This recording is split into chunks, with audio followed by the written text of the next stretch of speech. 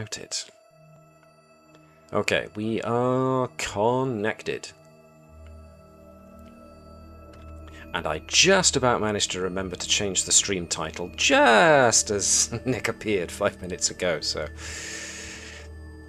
that was close. People almost thought that they were doing that people who would be watching the stream almost thought they'd be watching something else. We're not playing Delta Green anymore? No, and neither are you playing Brindlewood Bay, which is a game about a bunch of old ladies solving mysteries in a coastal town. So, although that could be fun. We're gonna golden girl this up. Indeedy. It would bring an entirely different spin on this whole campaign, it really would. Have to roll new characters with us all playing geriatric old ladies. No more big beefy boys and their big beefy toys, plus the two ladies who keep them, standing and sensible. Nope. Wow. Sensible might be a stretch. Well, I said try. I didn't say do. Yeah. Okay. There's like the old saying, behind every great man, there's a woman rolling her eyes. Yeah. I blame Caelee and Rell for all of the party's misadventures. You should have tried harder. Yeah. Damn it, Gladys. Can I just confirm that folks can actually access their character sheets and they see everything they expect to see? Yes. Yep. And those who I don't wish seem to to be hear overpowered or rich. Yeah, what's with that? I see what you did there, and I'm going to call bullshit. Well, at least not yet. Time will tell. But About 5 minutes. Oh, what was I going to say? I completely lost my track of thought. Wind it back. Syrinscape. Anybody who wants to hear Syrinscape, hopefully you can hear something. Yep. Yes. Syrinscape's good. My, Finally. I don't know what to call them. The bars at the top of my sheets are all transparent now. That's excellent. Oh, But also that some of my sounds like the things are, style sheet icon and weird. or the some of the visual assets have probably not been fully downloaded. Sometimes this does that, and I don't think it's a Pathfinder 2 problem. It's a Foundry on Forge problem. Best way to get rid of that is to Control F5 to force a refresh, so it forces the browser to grab all the assets again. Hopefully that'll do. Well, whilst Ozeah has these issues, let's turn things over briefly to our intro video. We'll be back in a couple of seconds, folks. Excuse us.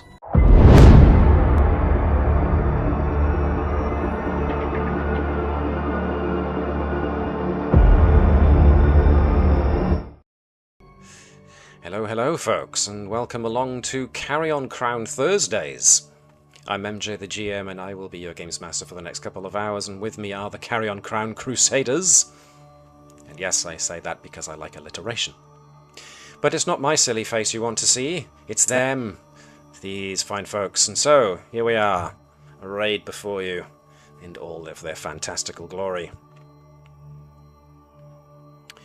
So, Ozeah, have you loaded back in? All good. Everything looks good again?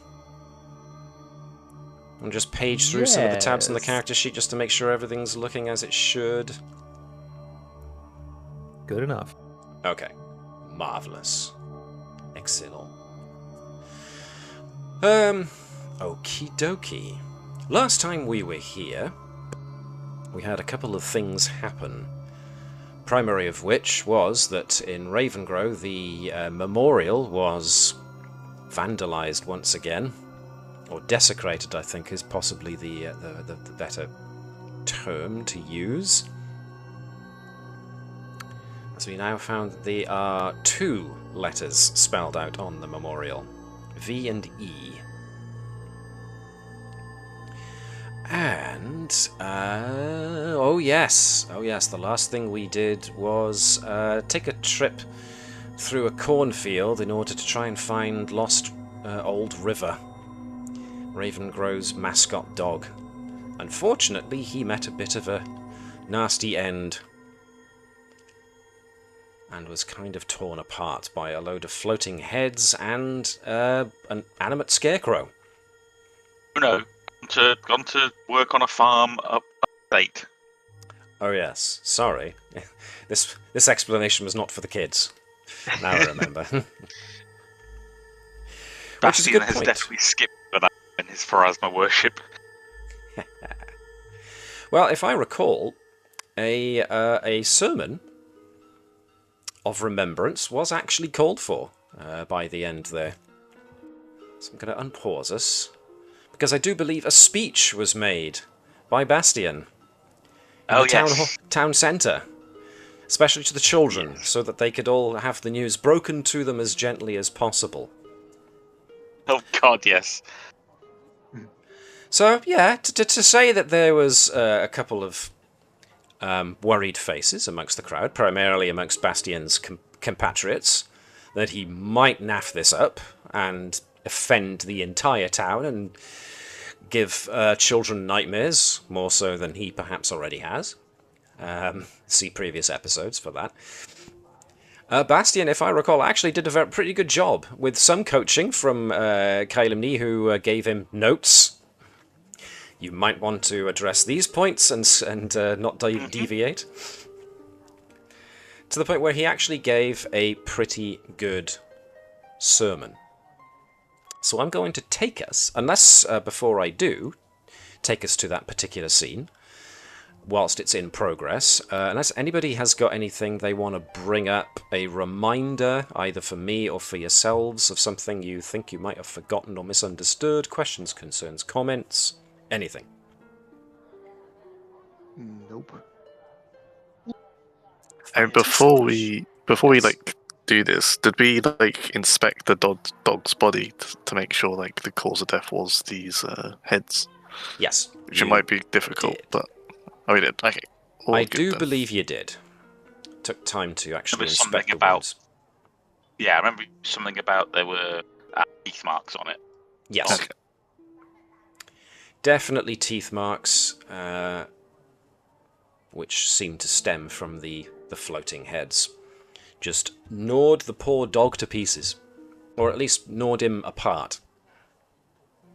Because you analysed how much blood there was just to check that it wasn't that poor old River hadn't been emptied of some blood, and his blood might have been responsible for some of the desecration you saw. But no, it was all that poor dog's own.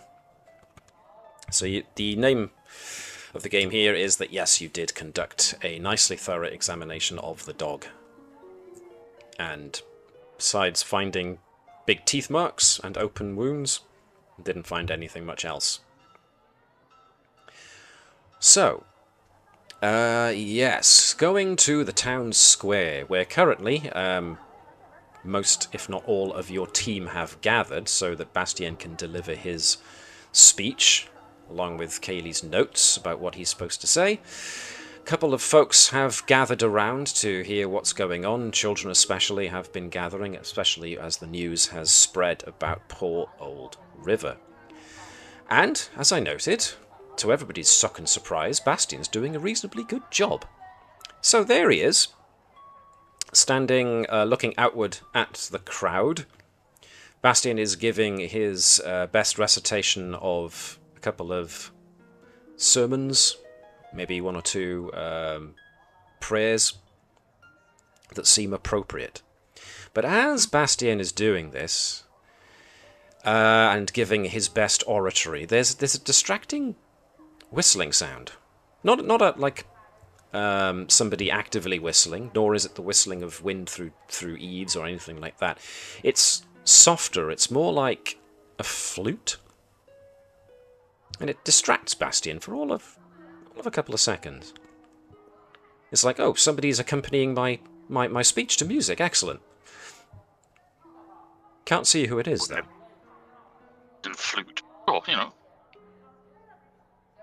So, maybe a pause. Bastien continues. And there it is again. the sound of that flute, only this time it's definitely a flute, and it's a lot closer. But looking around, still nobody there. Bastien's starting to close in at the end of his little speech, as Caelee is there making sure he's sticking to the notes and therefore giving him the wind it up, wrap it up. Yeah. Are these dramatic pauses or what? Kind of, trying to egg him on to completion. At which point, just as Bastien's rounding in on the last of the notes to speak out, you can definitely make out somebody is walking amongst the crowd. They have a hood on. And it doesn't seem like anybody else is noticing. But this person, whoever they are, has definitely got a reed flute. You can't see their mouth because it's hidden in the folds of the hood. But this person's definitely playing a simple reeded flute, and you can hear it now, plain as day. And the thing that confuses Bastien most of all is, why is nobody else seeing this? And just as Bastien's about to point it out, it's accompanied by another sound. A buzzing sound. A very loud buzzing sound, and you've heard it before. I was going to say, is it similar to the one we heard before with the attack on the bar? Yes. On the tavern? And it sounds like they're getting closer. I'll look at Caelee and does Caelee see this figure and hear the sturges, or the sound of sturges? The hills are alive with the sound of sturges. Caelee's just looking at Bastien like, what's going on? Do it! What are you doing? I think I don't hear flute music or those the sturges on the way. Man's just having a breakdown from the nervousness of the speech. Well, because you certainly can't hear any buzzing.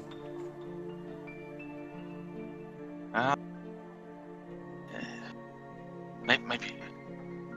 No, I can definitely hear it. Folks, as we finish up the speech and the memorial service, everyone should make your way indoors as quickly as possible. Three sturges rise up from inside the crowd and are looking pointedly at Bastien. Afraid if you could just disperse now into the crowd. The crowd are starting to look nervous now. Bastien will reach behind him and draw out his hammer. At which point, kids are getting scared and are backing away now, and their parents are pulling them away. And he points his hammer at the sturges. Everyone else can just see him pointing his hammer. If you everyone move away from the vicious beasts. I shall protect you. Fine. Everybody, no need to panic. I have this, and I'll start walking towards the nearest sturge. You can't see them anymore. Ready? You're in a square. There's no person with a flute. There's no sturges. And everybody's looking at you like you're crazy.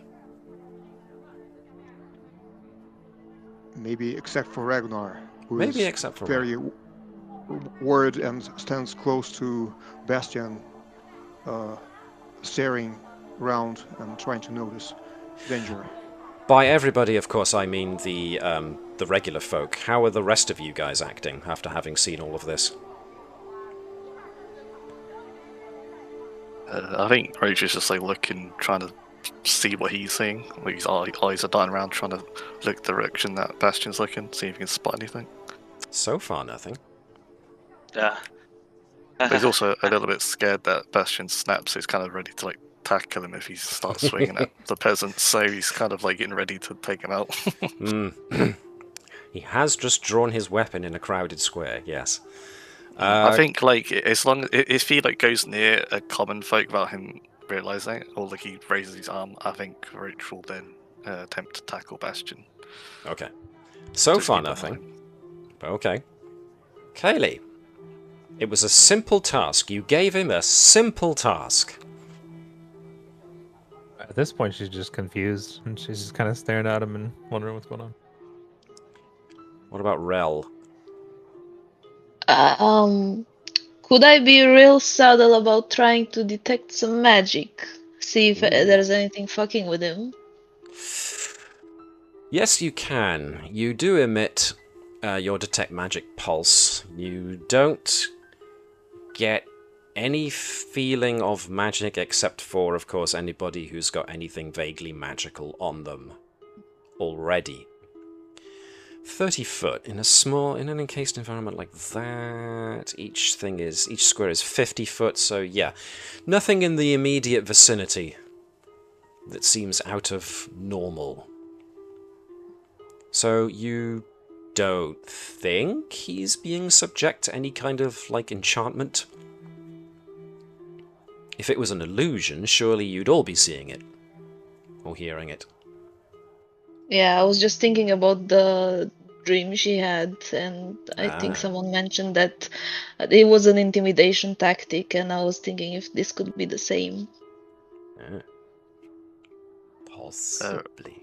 Roach is gonna look to see if there's anyone on the outskirts of the crowd that are like maybe like casting a hex on him or something. Okay. Any like individuals that seem to be a little out of place, like hooded figures or someone like up in a window or something. Basically, trying to spot like a sniper, I guess. I mean, if folks want to roll perceptions and whatnot, you don't have to, but you can. Just to give... I mean, you could just to give me an idea as to how sharply you are able to perceive your surroundings. Roach, it's a bit blunted by all the people. Ragnar, very hyper-aware of the surroundings. So far hasn't made out any potential targets. At the moment, they all seem to be the faces that you've become familiar with by just walking around town. So far, nothing.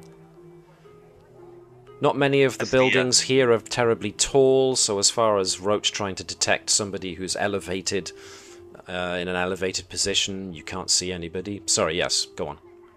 No, that's fair. I was just going to say, as there's no sign of the Sturges anymore, Bastien is continuing to look around, but he will like lower his hammer back into like the folds of his cloak a little bit, so it's less menacing. Gotcha. Yes,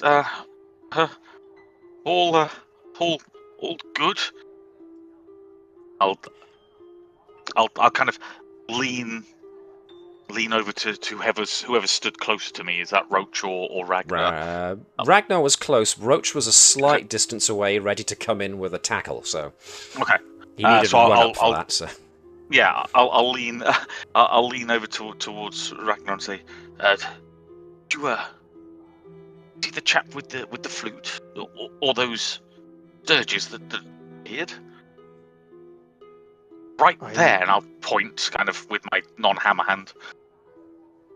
I didn't see or hear anything, but I trust your instincts. Something strange is definitely going on here. Remember, we saw this carriage, which was ghostly in nature. I remember you saying you saw that. Yes. Yes. So I trust your instincts. Not all of us can perceive everything. So please describe what you saw. There was a strange chap walking through the crowd, and I'll give a description of them as best I can. And then the sound of those sturges, those huge bug things that crashed the laughing demon the other day. 3 of those rose up. As I've get them off, or maybe I was just imagining it all. Did hit my head fairly hard earlier. That is true. I don't think so. You look quite healthy to me. Well, there was a new study in Lippstadt about CTE. Maybe I'm a first documented case. Nice. Maybe so. Alright, so Father Grimburrow, as it turns out, as the crowd is thinning away and is dispersing after having witnessed first the very encouraging sermon and then what happened afterwards, Father Grimburrow, it turns out, was standing on the periphery, apparently just watching, and is now making his way towards all of you. Oh, well, Father. Yes, hello. You appeared to be having a bit of trouble there, Master Bastien. Are you quite all right there, my son?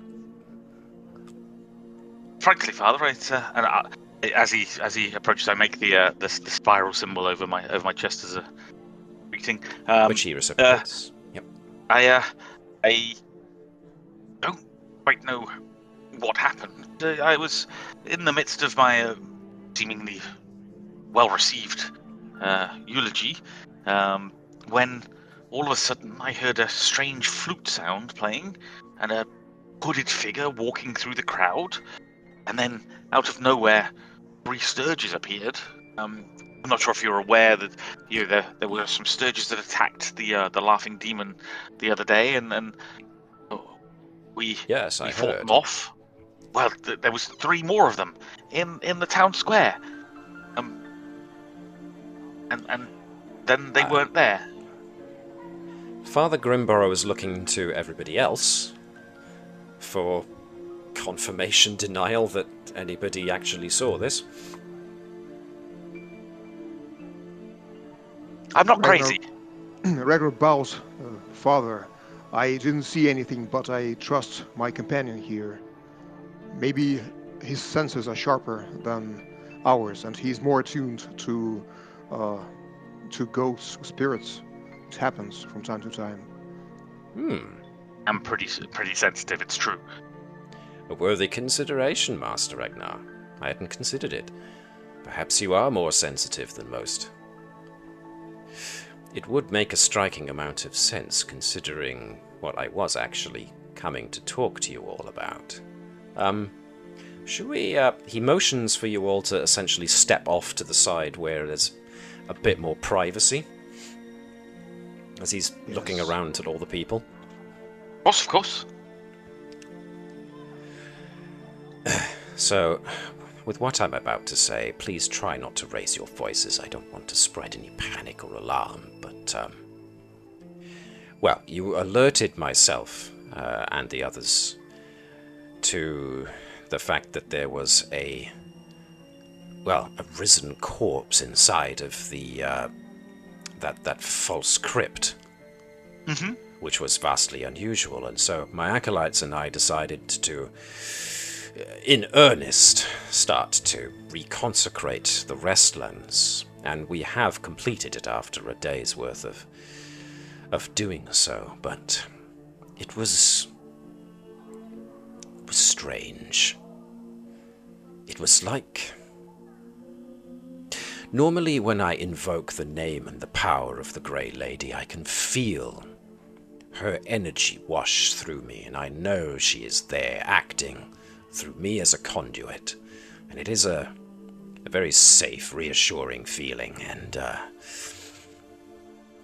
this time it was different. When we tried to reconsecrate the Restlands, it was muted.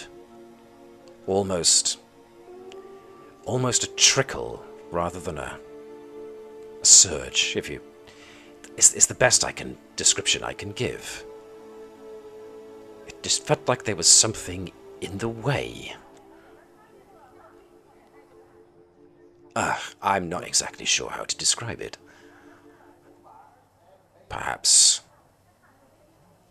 Well, I thought I would give you this report from ourselves, at the very least. You seem to be at the center of what's going on with at least dealing with these strange occurrences, so I thought it best you know. Nevertheless, our reconsecration efforts have concluded. Hopefully the dead now rest more assuredly than they did before. Am I to understand that the memorial was desecrated once again?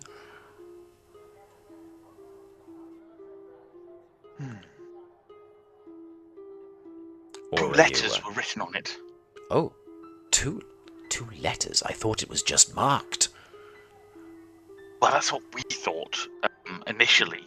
But it seems as if maybe somebody is trying to communicate something. They wrote VE on it this time. Any ideas? Well, I'll take that as a firm maybe. I mean, obviously it's difficult to be sure, and some of my scholarly companions might place, but we did notice that one of the names on the memorial was for Bessoriana Hawkron, Oh, yes. the wife of the warden. Yes, indeed, yes. Oh. Well, why would someone go to the trouble of... That is most strange. Can you tell us about The warden's wife? Well, yeah. let me think. If I recall, I understand I was a young man at the time. I had other things on my mind, but of course an occurrence that big and that catastrophic was the talk of the town for a long time. The warden and his wife, I believe, lived on site in a building on the grounds of Harrowstone Prison. There was something in a story one of the surviving guards mentioned when we all went to help with the fire, and were essentially turned away after a while. The fire just spread too fast. But from what I remember of that night, there was a huge kerfuffle. Everyone was trying their best to stop the fire from spreading, which of course they couldn't. It was raging out of control too quick. And so the surviving guards who were on the ground floor before the riot began were trying their best to contain everything, and then were trying to get everyone away from the building as it was going up in flames. And I do remember one of them commenting that moments ago they had escorted the warden's wife away from the premises, but the next they looked, she had gone, and nobody could find her. Everyone assumed, after looking for her, that she was so overcome with grief at the loss of her husband that she just ran back into the building to look for him. And more than likely had the building collapse on her when it burnt.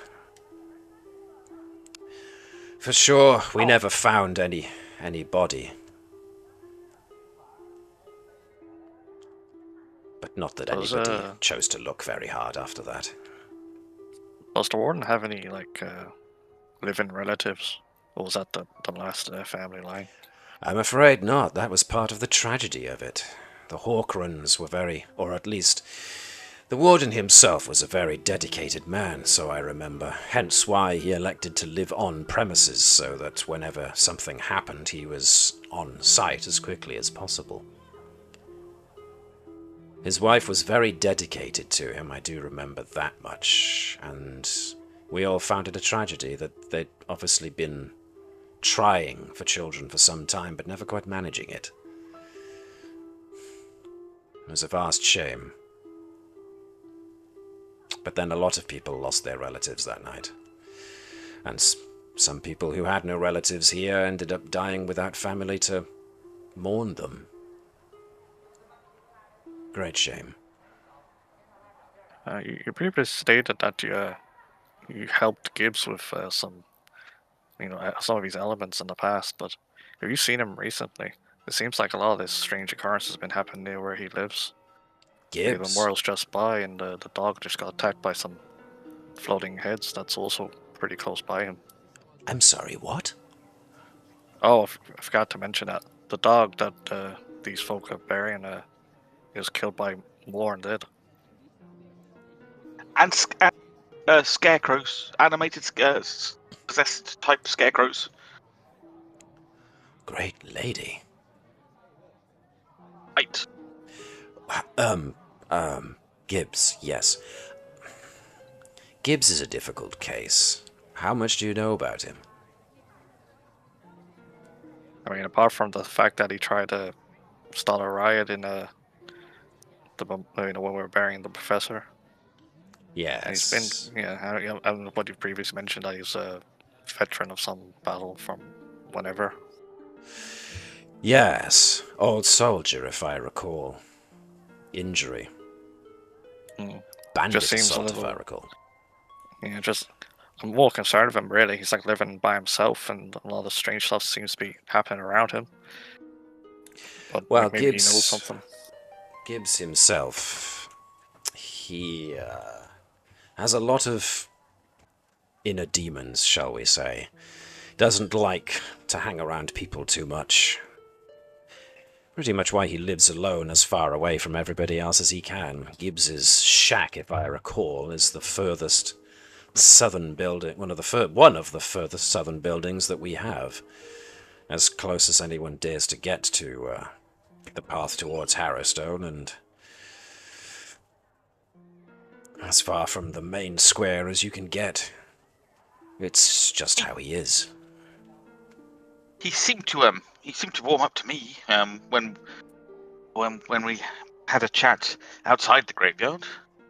Grimborough lifts a curious eyebrow at that and looks to the rest of you as if asking you to confirm if this was true or not.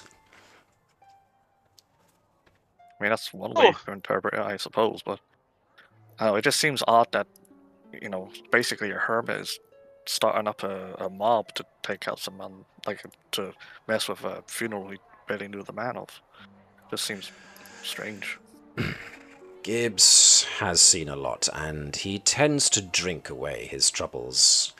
Is almost always, and you can probably get Sheriff Caelee to confirm this, is almost always the one to be escorted into the drunk tank, as it were, after a night of heavy drinking, which, from what I hear, happens often. He makes some living around here as a farmhand, but for the most part he sticks to himself, drinks. The only time he is sociable is when he's heavily drinking. I mean, when the funeral was happening, did he seem drunk? Because I remember he was like quite at the vocal point of like. I think I remember saying that when you saw him walk off, it was with a slight sway, but that could easily as much have been his limp as it was him being mildly pickled. So it was difficult to tell.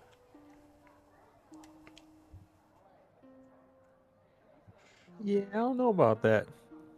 Even if, like, the sociable points are when he's drunk and also causing trouble and also proximity to the memorial and also not willing to share any information, there's no other suspect at this point that's just raising flags for us. Well, I can understand that, surely, yes. I mean, if you would like, I could maybe try and talk to him. He has been known to be reasonable. I see. Well, in any case, whatever you think you can do to help with the situation would be greatly appreciated. For the moment, I think it's time we help disperse this crowd a little. There's certainly enough worrying, enough things that are happening around here to have me worried now. Well, which, of course, brings up the notion that if you do need to use the temple for further research, I'm more than happy to keep the doors open to you for as long as you need them to be. Thank you, Father. Do you think it's worth yet calling the town councillors together to discuss this?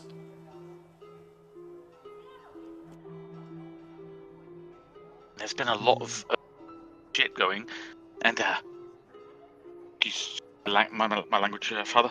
But you know, maybe would they be able to give us like more access to things? Like, you know, maybe we could go and check out Harrowstone with the blessing of the council.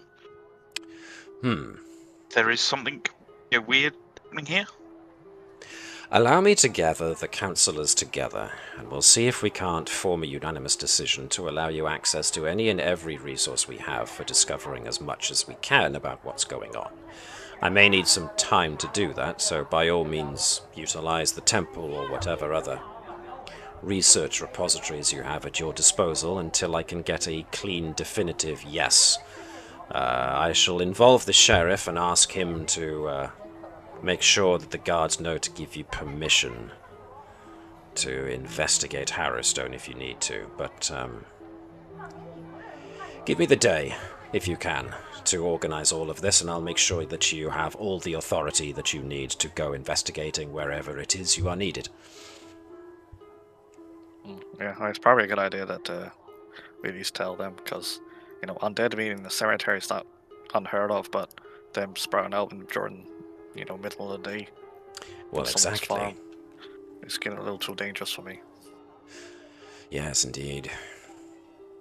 Very well. I shall gather the councillors, spread the news, and try and get that organised as quickly for you as I possibly can. In the meantime, well, do what you have to do. Thank you, Father. Thank you. So, Father Grimborough, unless anybody's going to stop him, he's going to leave and go back to the Temple of Pharasma, as he's also sending out missives to gather the council members and the sheriff together. So, whilst Grimborough and the councillors are organising all of this for you, what do you want to do? I think as soon as the father leaves, I think Roach will turn to the party and be like, right, we should really talk to this Gibbs fella. It's dead animals today, it'll be dead people tomorrow. Is that the normal order of things? I've not seen Well, the first last investigation, but you know, the last time I was in when I met the professor, something similar happened, but all the higher ups chose to ignore it. So the fact that these may be willing to listen, it's definitely an advantage. But you know, we need to act fast. you are ice beyond your appearance. I mean, I don't mean that like it's that. Anyway, let's go. Yes, I follow you. Yes, I agree completely. At last, we can act. So we are going to have a word. He looks... Go on, sorry. That Roach looks... Sorry, yeah. You agree with me that Roach looks a little slovenly for... Oh no, for the investigation. Right. Yo, sorry. Thumbs up, Roach. We're all good. So, we are going where? To Gibbs's shack? Or elsewhere? Yes. Gibbs's I think shack. so. Can I get everybody else to confirm that's where you all want to go? Yeah. Here we go. Okay. What's Kendra doing during all this? You're just going to leave her to keep doing an account of the house and its belongings? Get ready to move? Do you want her to go off and do some research? I vote that she stays back at the house, because if the undead are now sprouting during daylight in the town, it's probably not safe for her to be with us. I mean, I don't know if she's like a capable fighter or whatnot, but I guess the professor did ask us to, you know, keep her safe. So Yeah. I think Rich would suggest that she stays back. Well, Ragnar has sung her praises more than once about her magical power, but if you would rather make sure she stays safe, then yes, that also makes sense. I think Roach is... I think the temple is quite a safe place. I don't think it's dangerous if she stays at the temple doing some research. That's true. I mean, yeah. Either the temple or in her home. Yes. Yeah. You could go through some of those books and see if there's any mention of the Whispering Way, or do some more. See if the professor mentions Harrowstone anymore in his books. Or maybe the like the warden like information about him and his family. Yeah, whatever you want. So, what's the preference here, folks? Keep her at the house, send her to the temple. I vote temple because there's other people there, so she'll probably be safer compared to being by herself. Yes, agreed. The temple. Emilia, Ozeah, what do you think? Oh, yeah, I was agreeing. Sound like a good idea? Temple, Okay, yeah. okay. Everybody to send her to the temple. What subject would you like her to research while she's there? Pottery.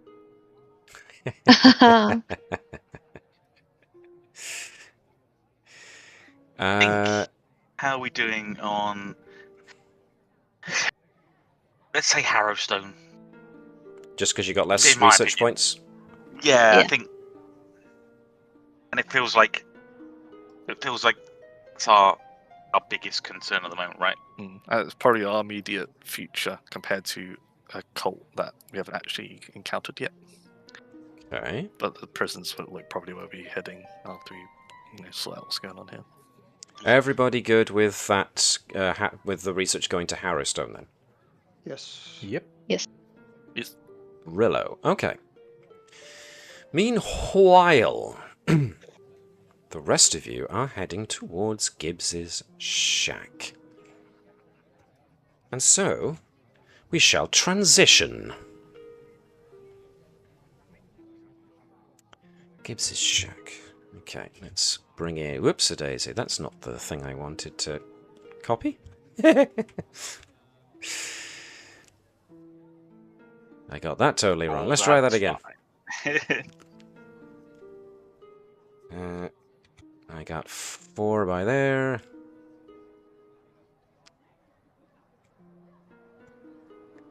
Right. To-do. Who am I short? I am short on... Oh. Ragnar. There we go. That's better. Gibbs' shack.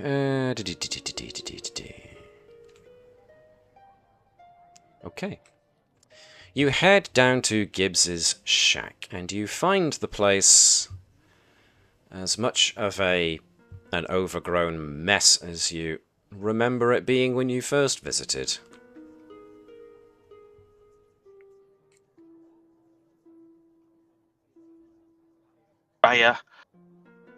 Should I go and knock? After all, I think he warmed to me most. Before you go too far, let me quickly point out that this map isn't necessarily totally representative of the lay of the land in Ravengro. I've used a different map. So if you go too far south and see that there is a jetty, a dock, ignore it. You're not near the water. You are still very much in Ravengro. What's a river right over the side, right? So there was a river over to the western side of this, yes, but Gibbs's house is not close enough. Gibbs's shack is not close enough to it to have immediate access to it. Right. And I'm going to stop you right there as Roach crossed over the frontmost door, I suppose you can call it. As Roach steps across, he puts his foot down and feels the ground, the step, sink. At which point... I was joking. Oh my! Like 2 sickle blades snap shut around Roach's foot. Yes, please. Reflex saving throw. Ooh, success. Which means that it's not a basic. It doesn't say it's a basic save. It just says it's a save. So Roach gets his foot out of there just in the nick of time.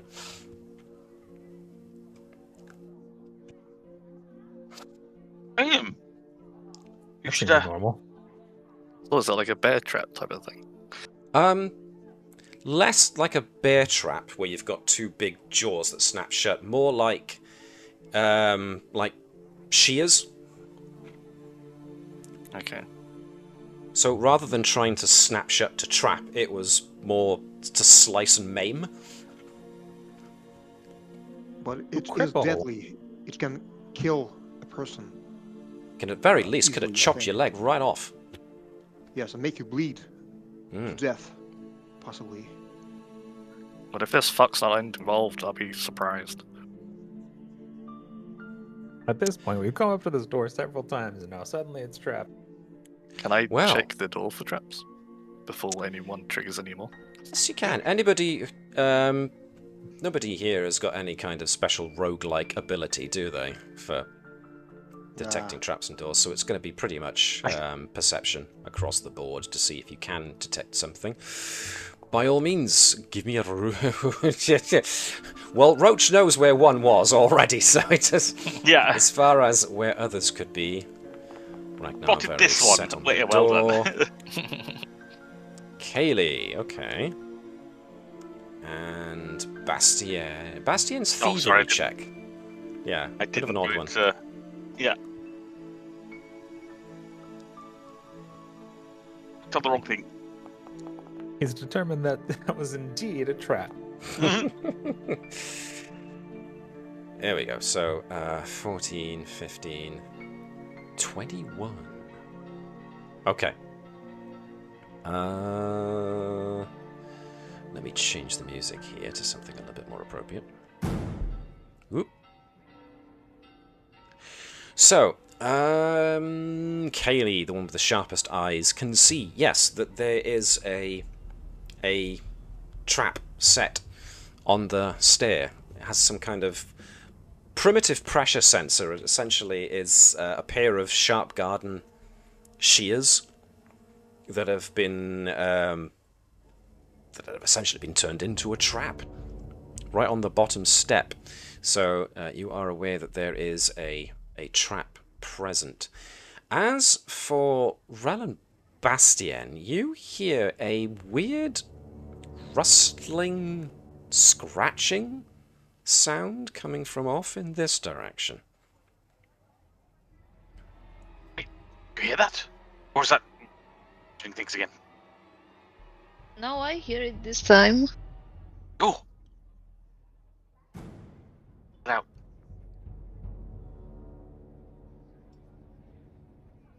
This time we're not crazy. This time there are sturges. yes! Or we're Okay. both crazy. I'm going Ragnar to draw pulls out his my... blade. Yeah, I'm going to draw my hammer. The sound of rustling. As you get Weapons drawn. closer to these two stumps, what you notice is... Ooh, I'm going to have to move somebody for a rabbit. minute because... Pecked the Rell. As you get closer to the two stumps, Ragnar being the closest, there's definitely something big and hairy and alive in there, and there's this... The scratching comes again as this massive bloated bug unfurls itself, and it pulls its way out of the stump. As next to Bastien, another one does the same, as they seem to be scenting the air and detecting you. At which point, I am going to ask everybody to roll me initiative, please. Can I have a Can free I action have- to say hideous bugs? No offense, Yes, you can. Roach. Can I have assistance with a cat, please? Yes, I've got you. Meow. Meow meow. I have a little. I say little. He's 8 kilograms worth of fluffy cat, looking up at me adoringly, whilst also threatening to go for my arm with claws if I don't pay attention to him. So. I love you, father. Feed me or else. Pay attention to me. Right then, which leaves... the Quechors.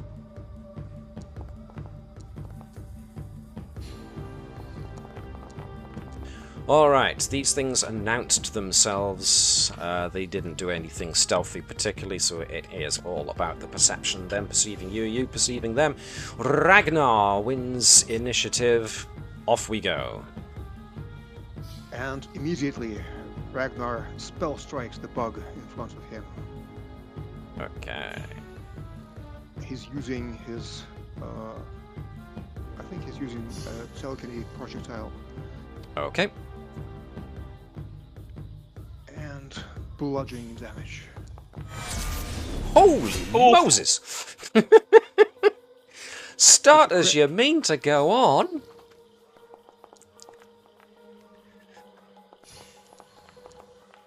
Criminy day.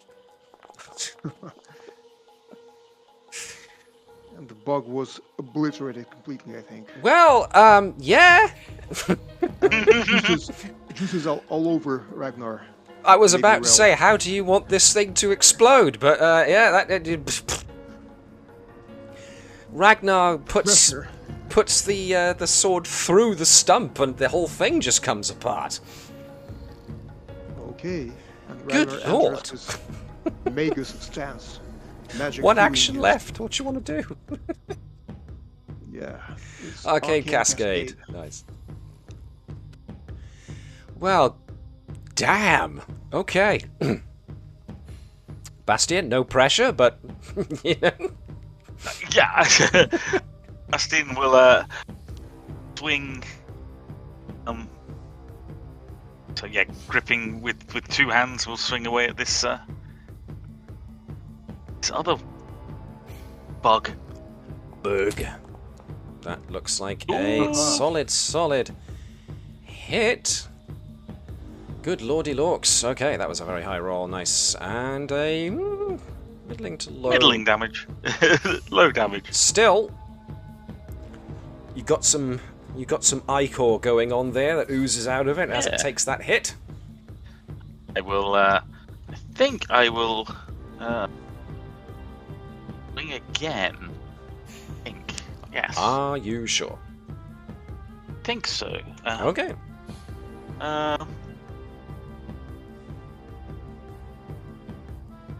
Not holding the shield, my shield at the moment, so yeah, I will swing again.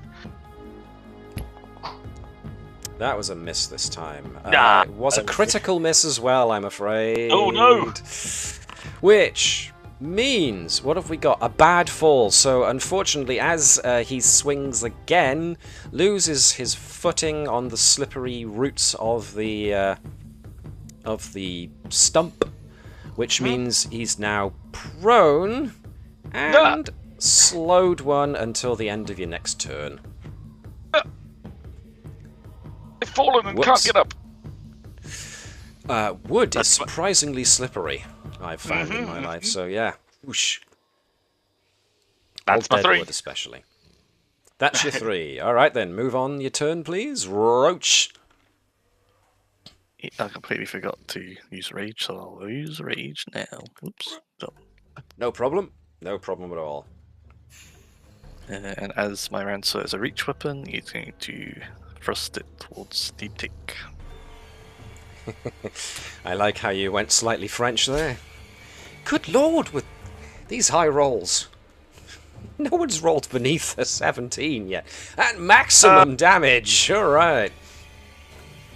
I fell over, I think you'll find. Boom. A bob time.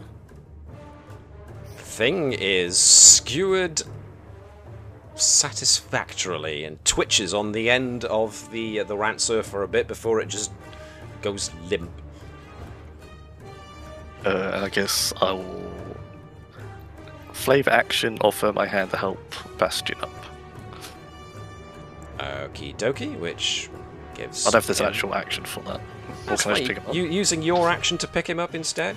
It's fine with me. Yeah. Cool, I'll do that. Excuse me a second. Ow. Meow. He wants my attention. What can you do? His toy is done charging if you want to give him this. Check out this lump. Check out this lump of a cat. Yes, hello. Hitty cam, just for now. Anyway. You want to play as well? You don't care? Okay. What does Rell want to do? Because in a meta sense, yes, we are still in initiative. Yeah, I think I'll just who's closest to wherever danger might come from. I'll probably put a forbidding ward on Bastien. Okay. I'm fine. So make sure to drag spell effect forbidding ward over yourself. Well done, thank you. And I might just pass my turn until something happens. Yeah, sure. I mean, you can delay. A delay is a free action. Ah, okay, so I would have like one action left. One action left, essentially, to do something Okay. with. Sure, cool. Caelee. Caelee will raise shield. If I could find the action button for it. There it is. And her other two actions she'll use to ready a divine lance for the first hostile that appears. Cool.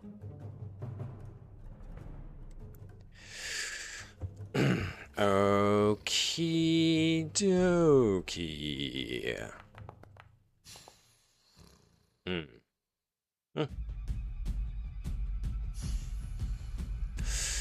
Unfortunately, Caelee, as well as the others, are preoccupied with what might come from further around in this overgrown backyard, or side yard, or whatever you want to call it. This overgrown area that Gibbs has left. And unfortunately, doesn't see, in time, the attack that comes from behind. No, from behind. Thankfully, my rolls, as per usual, are rubbish. My spell would go off.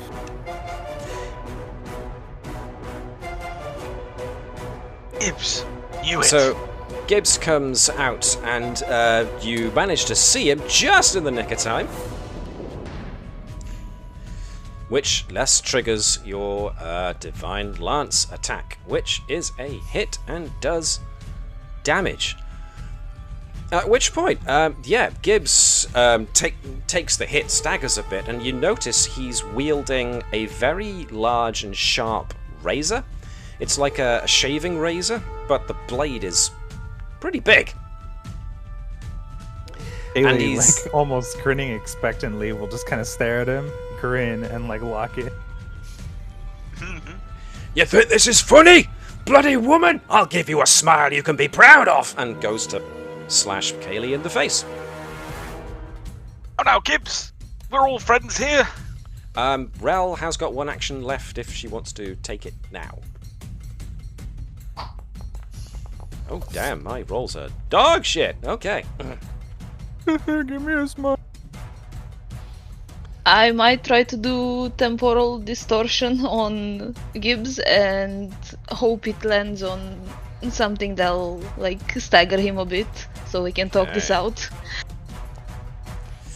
I once again roll poorly and therefore fail, which means you need to roll a 4 and we'll see the D4 rather, and we'll see what comes out. Number 3, which is stupefied. Perfect. You're already stupid. So his thoughts and his instincts are clouded. Yeah. So if he tries to cast a spell, which, well, you know, Oh well. you don't know exactly what he can do, but he staggers a bit somewhat from that, as it seems. Yeah, he seems to warp a little bit, like multiple versions of himself are there at the same time. One actively slashing, one staggering back from the effect, one taking the effect as he's being hit with it. And then it all seems to recoalesce as time starts for him properly. And he's just there, a bit woozy.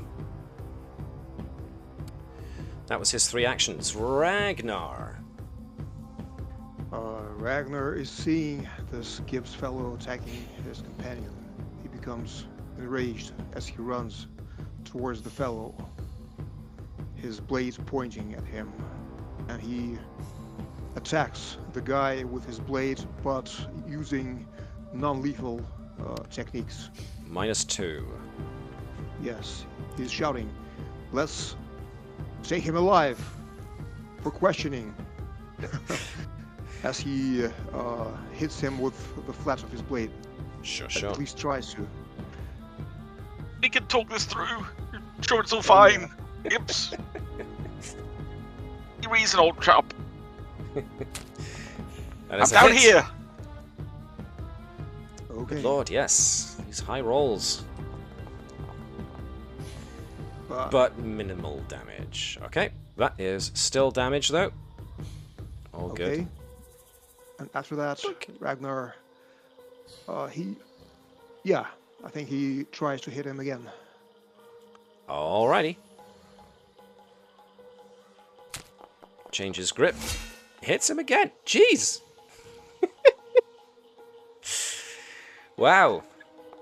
Stop punching him. That makes it very difficult for people to give up. You just injured yourself there. Sorry. Oops. Nope. I'll Yes, take that one moment. damage. Yeah. Bash him quite heavily around one side of his head. He staggers, turns it around, hits him the other side. He staggers the other direction. Yes, so he's being beaten liberally about the head with the flat of a very large weapon at this point. Bastien! You are slowed, so you've got 2 actions. 2 actions. Okay, I will stand for 1 action. You have already stood. Roach helped you up. Oh, So yes. you've still okay. got 2 actions left. 2 actions. Okay. I will come moving up to here, avoiding the step if I can, and I will attempt to grapple Gibbs. As you go past here, Yep. something odd happens. Okay. The window by there? Actually, no, it's by here. Pardon me. That window there. It swings open and then slams shut really, really hard without anybody seemingly touching it. At which point it slams so hard the window shatters, sending glass all over the place. I need Bastien to give me a reflex saving throw. A basic reflex saving throw. Okay. Wow. Whew. Success. So you only take half of this, Ow. which is still not an insignificant amount. So yes, cuts, grazes as glass flies at you as you go past, but you can still continue on to where you wanted to end your movement. So Yeah. flanking. Bleeding. And yeah, I will attempt to grab at him. Oh, Alright, I need so to. target him and Free use the hand. basic action macro to grapple. And yes, free a hand. Yes. Grapple. There we go. Woof! Oof. None of you guys have rolled below a 17 yet. That's I fell over amazing. on 1 roll, but You did fall over on wasn't- 1 roll, but that was still an 11, you know. Rell, yes, he's home alone to the place. yes. Or has he? Watch out for micro machines on the stairs. Paint cans are gonna swing down at us. Yep. Yeah, give me a few minutes to rewrite a few things. Totally unrelated. Excuse me. Gibbs, it's me. It's Bastien. You know, we're sort of friends now. As he grips him Calm- by the calm collar. yourself. Yeah. Calm yourself, and we'll it'll all work out fine, I'm sure. Alright, that's 2 actions from you. Yeah. Roach. I gotta change I'm not this slowed to anymore, be right? Gibbs. You've lost that now, yeah. That can go. I need to move to here. He doesn't react. And I will release my weapon, so I drop it, Okay. which I think is a free action. It is indeed a free action. Yep. And I'm going to attempt to tackle his legs as Bastien's holding him to try to trip him. So, yep, Yeah. target him, use the basic action macro to trip.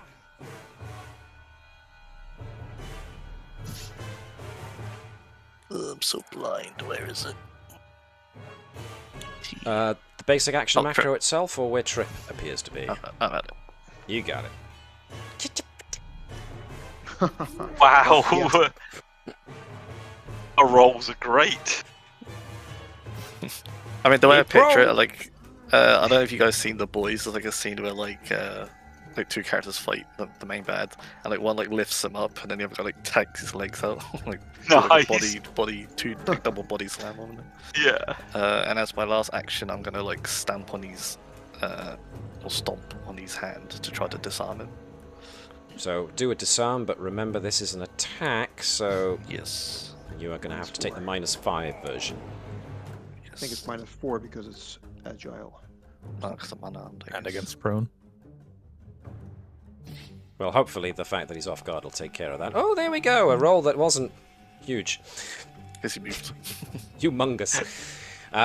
Against Gibbs's reflex. Okay, so that was a failure. He's got a pretty good grip on it. Or he just manages to snatch his hand away in time. But he is grabbed and had his legs taken out from underneath him. Rell. Under control. Police brutality. I'm trying to figure out if there's anything I can. I might just have to go at it with some non-lethal damage. Just kick him in the groin or something. No, Oh, that's too mean. He's already We grabbed. said non-lethal, damn it! Come on! He might just kill over. Okay, then in his face. Then Not That's the where his face! dick is anyway. his skull is just thick. Gibbs, yeah, you won't no notice. problem. Yeah, whatever you want to do. Did the Forge have like a non-lethal button, or are we just? No, it's treating it as, essentially- like, said out loud. Yeah, anything that is usually a lethal attack, if you just minus the attack roll by 2, we'll take that as Okay. non-lethal. A non-lethal If it's attack. your unarmed attack, then no penalty is implemented. You just it's non-lethal anyway. So if you kick him, no penalty. Oh, well. somebody missed! Good lord! Yay! Someone had to take one for the team. Hey, are you trying to kick me?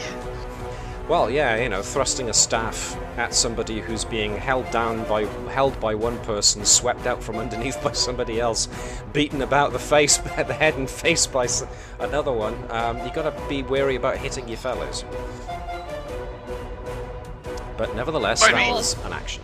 I can take it. I don't trust myself at map. I'm just gonna give Caelee some guidance since she's up next. Okay. And I also moved, so that's about it. Okay. Very generous pub kicking was applied. Caelee! Well, this is fun. You were getting guidance, if I recall. According to Oh, Rell. that's me. That's crazy. Yep. I'm guided. I will move to there. Double flank. I'm just making sure he can't get away anyway. And yeah, let's give a go at trying to disarm.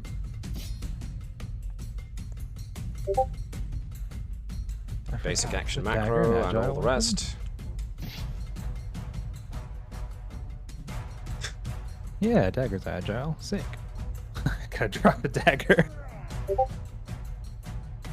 we have a basic action for dropping a weapon? If you are using the quick links, Quick links pardon is me, fine. not the too, quick yeah. links. There Just should drop this be way. a Yeah, drop. it's in the quick links. Yeah. Yeah. We'll do that. And then we'll do disarm. With guidance. Ugh. Oh, He loves Wow. that razor. Tickling Look the at utter that. disappointment. Uses her last action to guidance on who is next. On Ragnar. Oh, thanks. passing the guidance The around. conga line.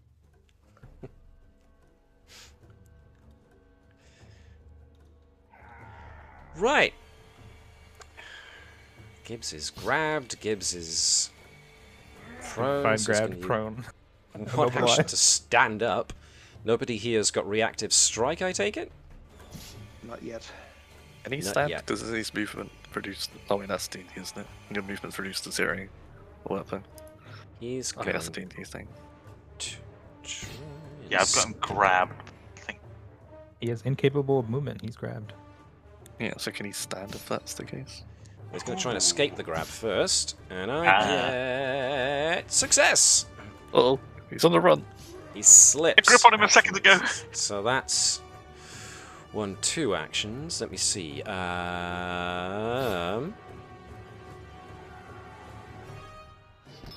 5, 10, 15, 20, No, 25. no, if he no, does. damn it! This is... How long does Stupefied last for from Rell's ability?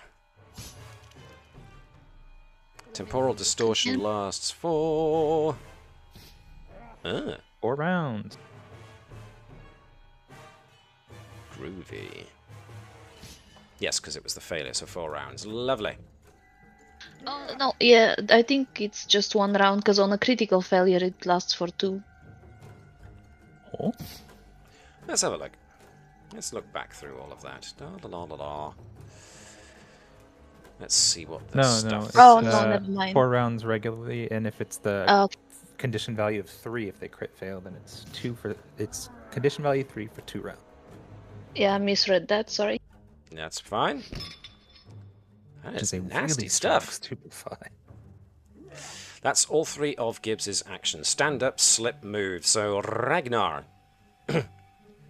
Ragnar is trying to bravely follow him through the booby-trapped house. The front door is yonder. Oh yeah.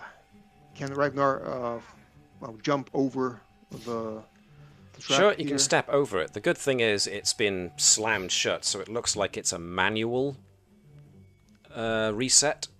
And you haven't seen Gibbs reset it yet, so Okay. you can hop over the triggering step, no problem. Okay, 5, Ragnar 10, runs. 15, 20, 25. Yeah, okay. Yes, he runs up to Gibbs, and then he tries to shout at him, "Drop your weapon and surrender, or else." And by else, he's swinging his blade, which tries to strike his head again, non-lethally. All right. Once more. Okay, strike again. -2.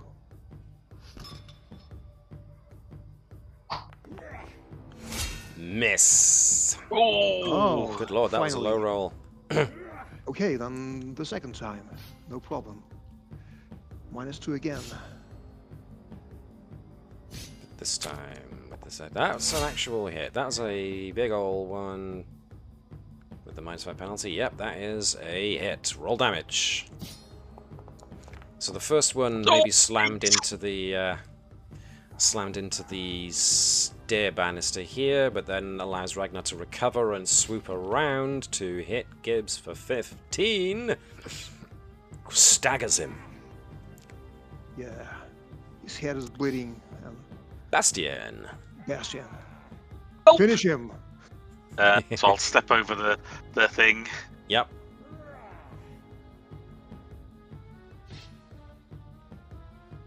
Stop there. I guess I will attempt to grapple him again. Okay. You know the drill. Yep.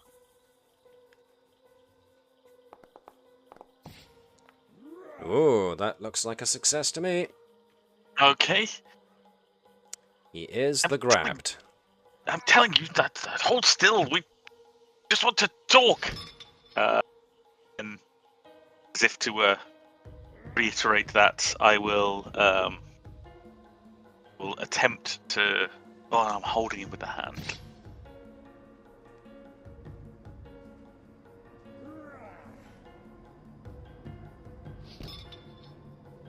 Yeah, that'll do for me. I've got him held for to come in and help.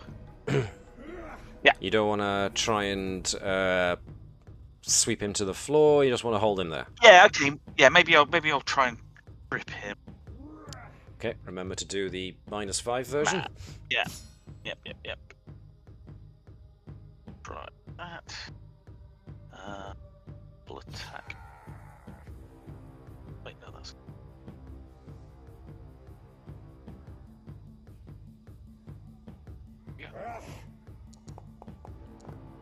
Whoa! Yeah! All right, firmly kick his legs out from underneath him. He is now once again grabbed and proned.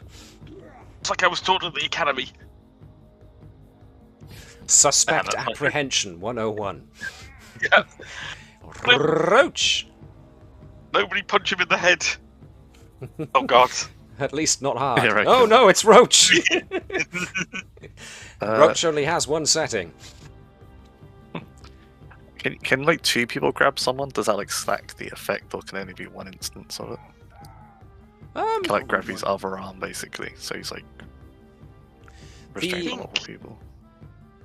The grabbed effect doesn't have a stack as such. I mean, I'm fine with you being an additional grabber, and therefore meaning that Gibbs has to escape a grab more than once if he wants to get away. That's fine with me. I see the sense in that. I don't think it'll pile on any additional conditions, because he's already prone and off guard and grabbed.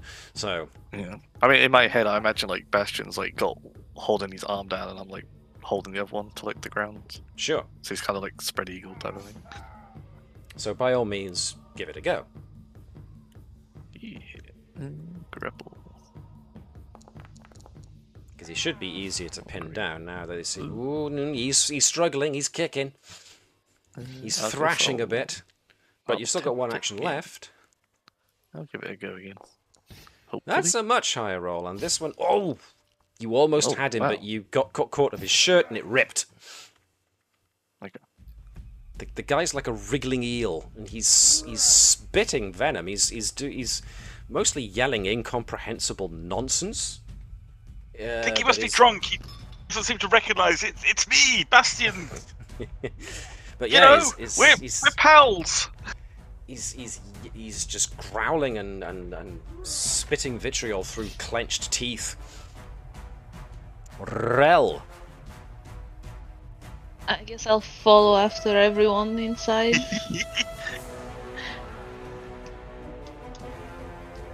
Oh God. Here we go. 1. There's so many effects on him, I can't even see how much health he has left.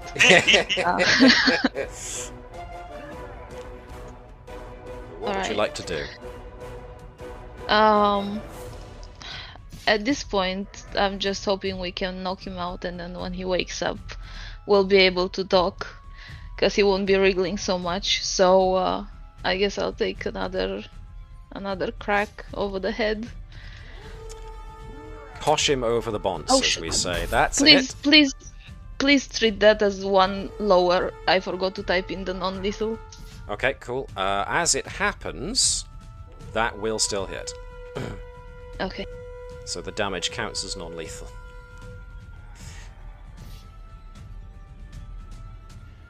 Roll damage. Yep. Okay. He's still conscious. He probably wishes he wasn't. Still kicking, huh? As he takes a Please staff sleep. hit. Go to sleep. It's pretty much what you guys are doing. Holding a guy down and just beating him about the head. Sleep now. You've got an action left. Oh God. Okay. Do it again. You know, as long as you don't mind traumatic brain injuries. You know. I'm sure he will fix that. Yeah, he drinks a lot. I mean, how many brain cells has he got left? No. I'm sorry. I shouldn't have laughed as much as I did there. That was a Was that a roll to That hit? was a miss anyway. That was a miss. Oh, shit. So yeah, I kind of got the impression there that Rell closed her eyes, maybe. I'm sorry. Yeah. Luckily, it missed. At which point, Roach is like, "Gee, careful." Caelee, well, what a mess going on in there. Yeah, that's fun. Kaylee's gonna take an action to pick up her dagger. She's second action to move in by Ragnar. Or the door is just in my way. And then Kaylee's just gonna yell at him to surrender and try to demoralize him. I mean, do you want to try demoralize? Yeah, that's what I'm trying to do. Yeah, so target him, use the basic action macro, demoralize. Ooh, See if we can calm this guy down. Oof! That was a critical failure. As such, I undemoralize him. yeah, he's now immune to any attempt at demoralizing. As soon as Caelee comes in and does that, he says, "I surrender!" He twists his head around and says, "Bloody woman trying to tell me what to do! I'll kill you! I'll kill you!" He starts struggling even more against being held down. Hey, no misogyny here. This isn't bad gifts. This is his house. It's kind of... We follow his rules. Yeah. Oh, he tries to turn the razor so that it cuts Bastien's wrist or his underneath his forearm. Thankfully, doesn't get it. Gets armor instead. Ooh, and then lays eyes on Rell and decides to turn around and try it with the other way. And gets her. Hello. I will use a Bastien. glimpse of redemption to say, now, this is not what you want to do, Gibbs. Not what you want to do. So, bring Champion's Resistance on Rell, please, Emilia. Oh, done. You're saying he's not repenting? Oh, Gibbs, I thought better of you. So he's now enfeebled, but he still gets to do the complete the attack, yes? Yes, yeah, if he refuses to repent.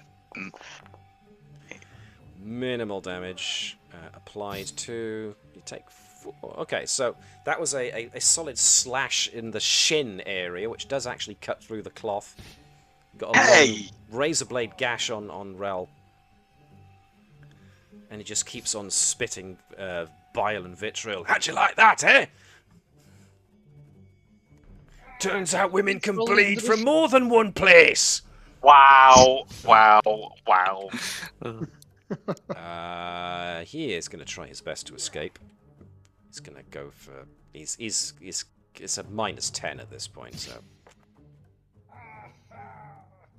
I'd be very surprised if this... Wow. It heard me, and it answered my call. That's one grapple released from Bastien, but not from Roach, Wait, that's so he's considered still... an attack? Technically. What was that, sorry? Is that considered an attack? It says it on the stat card there, but that's weird to me. It was a Yeah, -7. escaping is an attack. An attack action, essentially. So it suffers the map. By the way, I'm not grabbing him. I failed my attempt at grabbing him. Oh, you did, didn't you? Yes. He's free! He's So how on did the a 13 floor. beat a 17? Yes, maybe it was a natural 20. It was a natural 20 I Oh, rolled, gotcha. so it went from being a failure to a success. So, Gotcha. we remember what I mean by that. Everyone remember the rule with 20s and 1s? Yeah. Yeah. Yeah, I think it's because the roll's hidden. I think that's We why just don't it's see it. question. Yeah. Yeah. So all I I didn't see see is it. target Bastion DC 17 and then a 13. There's no like number for me. It's just 1d20 plus question Yes, it marks. was a natural 20. My Nice. first. It'll probably be my only. But, yeah. Gibbs struggling, not going down easily. Ragnar, he's still on the free. floor. He's still on the floor. He's wriggled out of my grasp again. God damn it. And he's gonna be punished for that. Ragnar, his blade smashes down at the fellow. Missed. He is Just killed, wriggling. isn't it? He misses. But maybe the second time he won't miss. Maybe the second time. Go for it. Yes. Which is -2. Okay. Whoa, mama! God. Right to the opposite end of the God. spectrum. Yes. This is still non-lethally, right? Right? Yes, still Still non-lethal. non-lethal. Okay. Visions of Ragnar like which decapitating him. is not bad, I think. Yes. Right. Okay. How was that? Bam! So, yeah. Oh God, I think you killed him. Ragnar misses as the guy is wriggling around and on the floor, and he ripped himself free from Bastien's grip and shuffled across the floor to swing his razor blade at Rell's leg.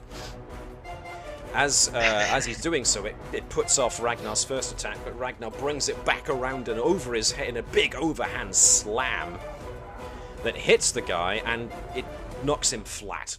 Knocks him absolutely flat. But then, he's not dead, he's defeated, but something happens as a weird, ghostly light suddenly surrounds him, and he takes a sudden breath in, and his eyes are also showing this weird, ghostly light as he essentially comes back to consciousness. What? And when he speaks this time, his voice is his own, but there's another voice speaking over it.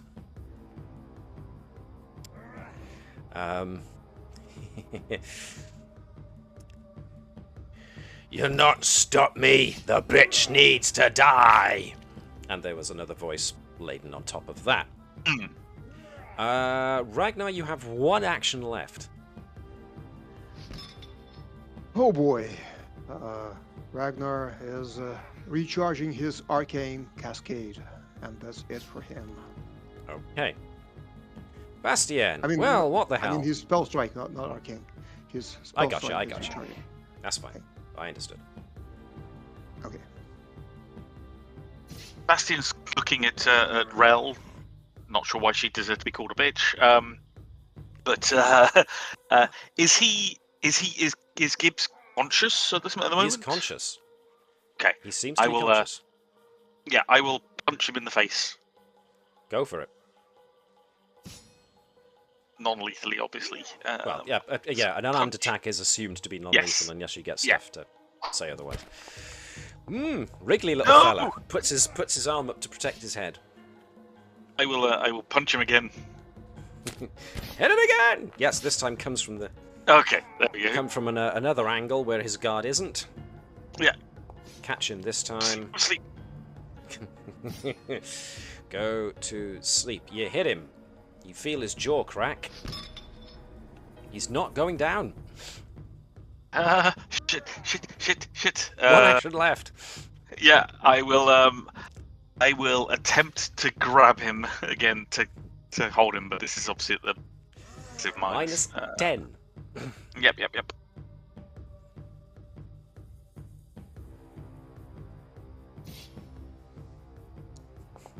You were assured this guy had war wounds and injuries. Yep. He's now grabbed. Okay. That's your 3 actions. Nicely done. Yes. Roach.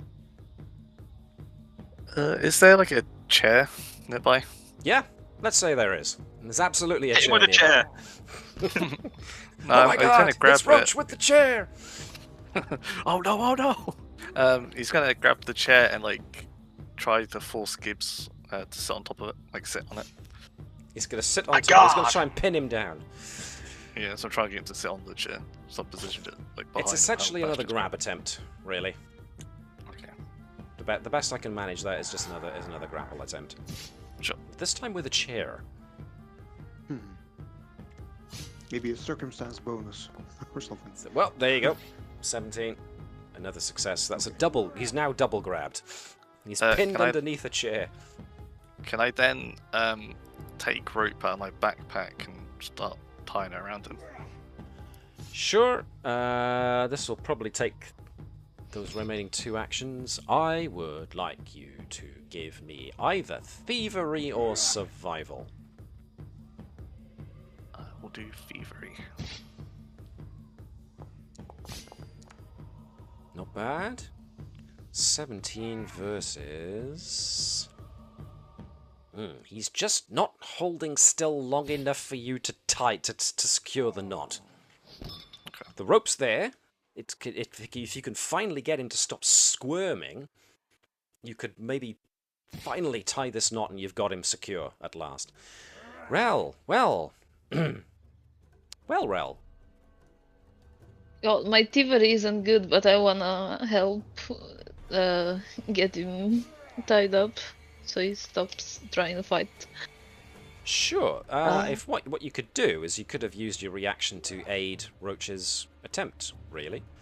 Oh. So how about we do that as a retroactive? I mean, Rell does have power over time, after all. Zip, zip, zip, zip, I'm zip, gonna, zip. I'm gonna end up hindering more than helping, I bet. Ooh. With this power, she can finally teach me how to tie my shoelaces. So that could have been your aid check, which would have given him a +1 circumstance bonus, which would have been an 18 instead, but still wouldn't have been enough to keep this wriggling eel of a man down in long enough to put the 2 pieces of rope together to secure the knot. So you still have your regular 3 actions. God. I'm worried because he's like wounded too. I don't want to keep bashing him. Well, his eyes are glowing with a ghostly light. He's not what you might call himself. So. And also, There might still be him under there. It's non-lethal damage, so you cannot kill him by punching him in his face. True enough. You will die though if you got like wounded. What is it, 5 or whatever? Because wounded like goes over like damage. Wounded, I think 3 is as high 3. as regular you tend to go. Yeah. What's You get usually as high as dying 4. Okay. I'm gonna attempt to vitality lash him. That should keep the man like unharmed and hopefully target whatever's possessing him. Ooh, interesting. I like that. Smart. Let's go with it and see what happens. Yeah.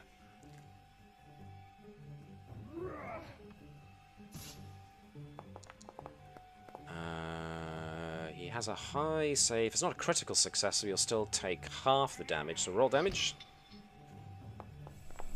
Ooh, maximum. Right. This is where the encounter ends, and as this last action is taken, yes, the vitality lash goes off, so a stream of life-giving energy smashes into Gibbs and/or whatever it is that's got a hold over him. And as the lash actually makes contact, Gibbs goes rigid for a moment, and his mouth stretches wider than it should, and he roars in a shockingly deep and powerful voice. "You shall not prevent our escape. The woman will die again." And then he goes limp. Damn, lucky Rell's got a brain of all these fucking masculine, I'm gonna punch things into what answers. And I think he's so talking he to you, goes Gibbs. unconscious. He's unconscious. He stopped moving at last. Ragnar uses the opportunity to tie him down at last, using the ropes which were there on him. Between all of you, with the rope that's already there, and the chair that was piled on top of him, and the Bastien holding on to him as best he can, you now manage to secure him, no problem. He's completely unconscious. He's not fighting back. He is easy enough to secure. What else was that? Yes. Any You of see you ever Bastien. Yeah, you see, Bastien, you were right. You were right when you saw strange things happening. You are not crazy. Isn't it great to be not crazy? saying that there was a thought that I was crazy? Oh god.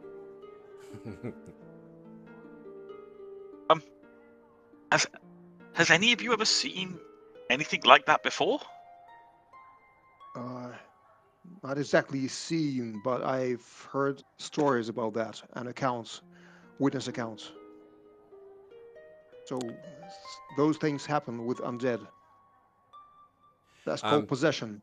Yes, indeed. It does certainly seem to be a textbook classic case of possession, at least insofar as any of the preliminary stuff anybody may have read on the subject. Absolutely. God. But the glow has gone. He is now limp. He's not glowing sinisterly. Well done.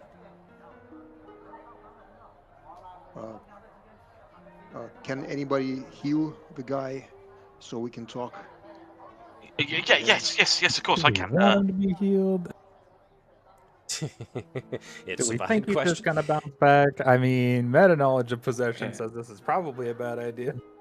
Yeah, I mean, perhaps we should take a look around first. Maybe there's,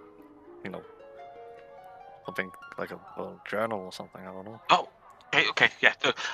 I'll tell you. I'll babysit my friend Gibbs here, and yeah, you guys search the joint. Okay, Yeah, so let's be everybody careful make of traps, sure though. to deactivate any stuff that's got duration in rounds, because that will Please. expire now that we've moved back into the exploration phase. Yeah, and Roach will recover his weapon as well in case anything else pops up. Yes, those folks who drop stuff, you've now got the chance to go and retrieve them. That was a quick thinking, Rell, though. Seems like whatever you did stopped. I suppose as a spirit. I was almost Yes. worried it wouldn't work the same way it didn't work on the scarecrow. These things are not consistent. How does that work exactly? Does it only hurt a certain thing? If it didn't hurt the scarecrow. Oh, the scarecrow wasn't undead. The scarecrow was a construct.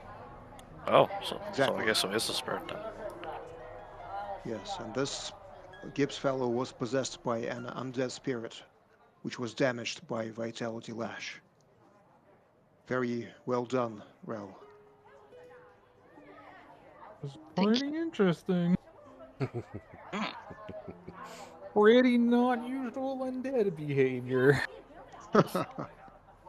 Can Roach search Gibbs while he's unconscious? Yeah, sure, no problem. And obviously, chuck the razor away from him. Yes. Gibbs himself does not have an awful lot on him. Just regular person's clothing. He was in his shirt sleeves when he attacked you, so he's obviously not long, or at least has not gone to the effort of getting fully dressed. But searching around the house, you don't find an awful lot either, those of you who are searching his shack. The place is a bit of a mess. Doesn't seem like he takes very good care of himself or the place itself. As you could probably tell from the fact that he had such an overgrown garden, he had giant ticks in there. But other than that, you don't find a journal, a diary, or anything like that. Looking out the windows or perhaps surrounding the floorboards, there wouldn't be like a basement, because like how some basements you enter from the outside, or anything that seems out of the ordinary. With the Sure, flooring. and ooh, that was an interesting bit of font that happened there. Woo! Critical success! Bing! Feeling much better. So, yeah, the stairs go down into a... It's less of a basement, more of like the... what do they call it? A lot of houses in America have got them. It's just like an under... A lot of the houses are built almost slightly elevated. So there's just an under the house area. There's an actual word for it, term for it, and I can't Like a remember it crawl for the life of space me. type of thing. Crawl space or something, yeah, something like that. Yeah. There's a couple of bottles and jars of what, if you open them up, smell like his attempt at making hooch. Not very good hooch. It smells way worse than it should. And he seems to have just left it there. That's the only That's prison indication. wine. Well, exactly. Toilet beer or whatever they call it. So, that's the only thing you find. If you do a careful search of the surroundings outside of the shack, what you do discover, which is something I will give you a visual for now, if you just give me a second, is that Gibbs really doesn't appear to like visitors, as well as the scissor trap that was on the stairs. Outside outside some of the windows, there are pit traps. So if anybody wanted to try and stand under a window and have a look in, they would find that the floor would disappear underneath them and they'd fall down into a pit. However, searching around for any clues, I would like folks, thank you very much, to give me a perception check, please. Okay. Alrighty. Oopsie. Rolls And are it's all bad. seeming to tail off here. Is it something that I could conceivably perceive from my position sitting on top of Gibbs? Or is it Sitting on more top looking of Gibbs? No, not so much. Yeah, that's what That's I'm. 'Cause I'm staying here to kind of keep an eye, so I won't roll. Nah, not babysitting. Sitting on top of him. Yeah, He can't move if I'm standing on top of him. exactly. You don't sit on babies, you babysit? Maybe that's why I got fired from my babysitting job. The problems with children in Bastien started a lot earlier than we thought. Eventually, Ragnar and Roach hit upon something hidden within another tree stump in the Gibbs's quote end quote garden. You actually find a water skin, but rather than having the smell of either water or alcohol be contained within, the moment you unscrew the top of the water skin, there's the smell of dried blood. It was him, Jacuz. No, Gibbs. Is Oh, it- right, yeah, sorry, yes, sorry. Yes, please describe the water skin. Can you squirt blood out of it by pressing it somehow? You can. And what you get is like the cough of a clot that spurts out. Hmm. But Okay. no fresh blood in there. It's at least clot. Is it the same kind of animal blood we saw earlier at the scene? You think so? Okay. You Aha! definitely think so. What did you find? Oh yes, look at this clue. And now you think Possibly, about it. this was used to put blood on the monument. And now that you think about it, his razor as a weapon is startlingly good at slitting animals' throats and enabling them to be bled into a container. Which eventually you do find. He's also hidden the bucket that he drained the animal's blood into in a small patch of weed not far from the stump where you found the water skin. Are The there any bucket. corpses of animals You or find anything like that? a cat. Poor thing.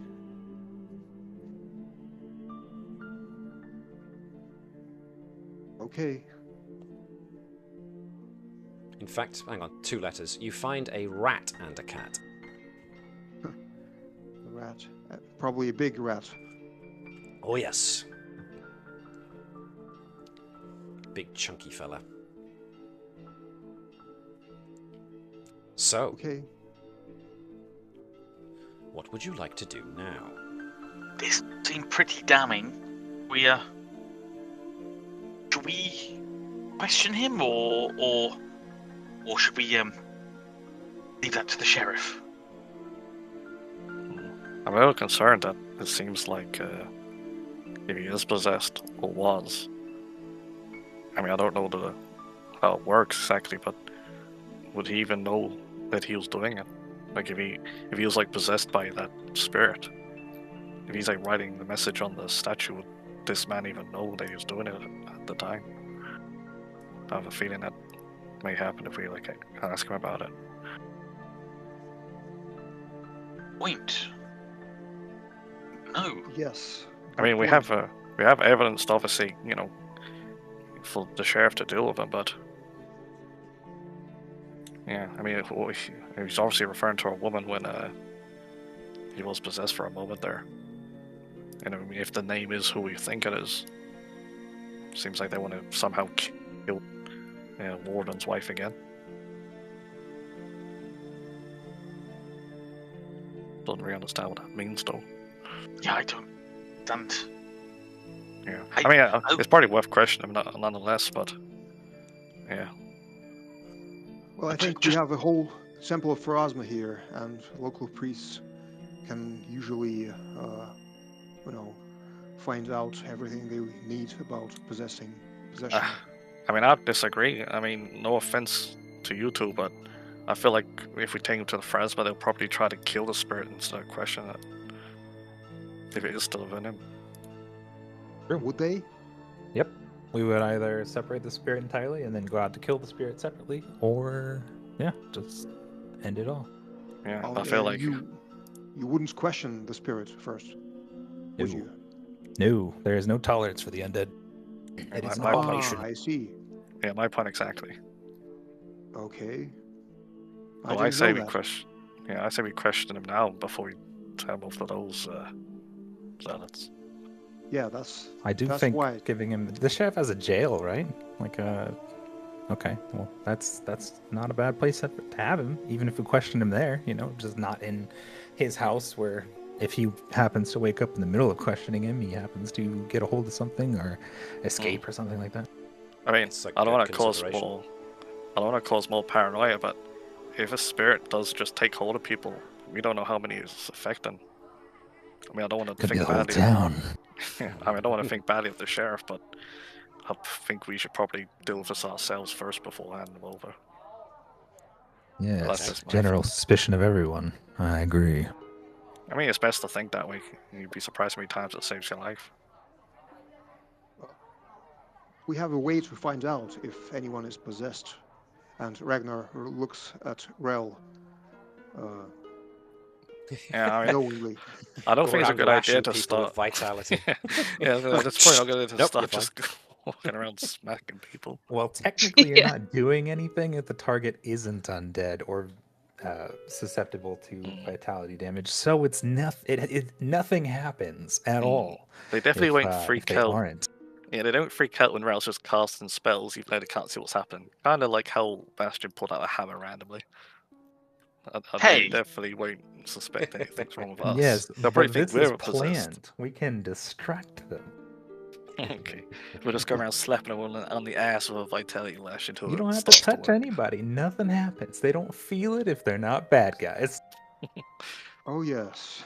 Just Ross walking through the street doing Mongolian fruit singing. Everything's normal here. Just put her in a covered palanquin and then just like walk through the square, looking all majestic and stuff, and nobody suspects a thing. She's just casting inside. You get a vitality lash. You get a vitality lash. And you get a vitality lash. Yeah, I mean, Roach would be look the same. Yeah, I mean, I think we should just wake him up and then try to figure out whose name he was right and then what his goal is exactly. If he Yeah, knows probably anything. no point dragging him around unconscious through town all the way to the police station. I was going to ask. Yeah. Downside is like meta knowledge. Downside, I'm gonna say, is like possessions usually don't stop if somebody's knocked out. Way for us to test that theory, though, right? Science is basically what you're saying. That Well, heal there's is the heal. going to Gibbs. Yep. All right. Alright. Wasn't expecting to use a spell. I could have just, with consent. Wait, that sounds weird. All right. I'm going to assume at this point that because he's limp and wasn't putting up any fight, you've essentially tied him to the chair. So he's sat up in the chair with his hands bound behind him, his legs bound, his ankles bound to the legs of the chair. He's not going anywhere. Yes. Yes, that's what I was attempting to do in the combat. Right. Yes. I had a feeling, but, things went as they went. Let's knock those off. He's not exactly enfeebled, but he is otherwise... Where is it? Restrained. Here we go. So, Gibbs, yes. The heal is put on him, and he wavers for a minute, and he coughs, and then he comes around. Oh, how much did I have to drink? Then he slowly starts to focus on where he is, tries to move, realizes he can't, then seems to fully realize the predicament he's in. What the... Oh, I see. You come here to steal a man's property, is it? Well, I haven't got anything worth stealing, so you buggers can go fuck off. Well, just hold on there a second, old chap. Why did you try to kill us? Ha! Yeah, right. I'm the one with a headache, tied to a chair. You're in my house.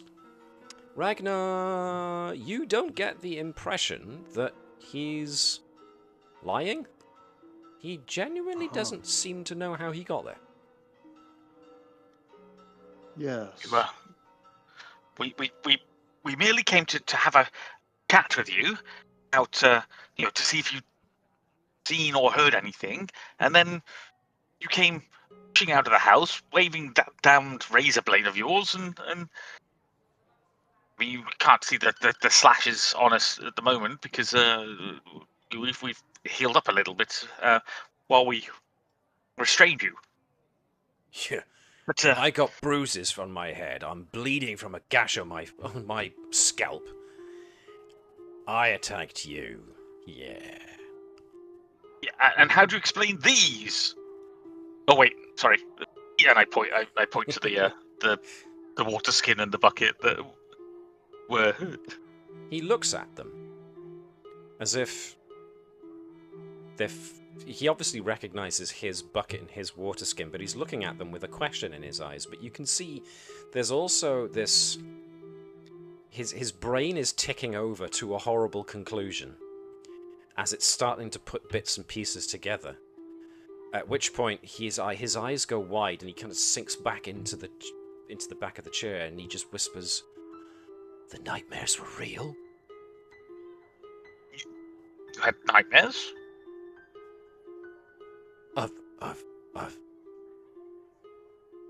I've had nightmares for years.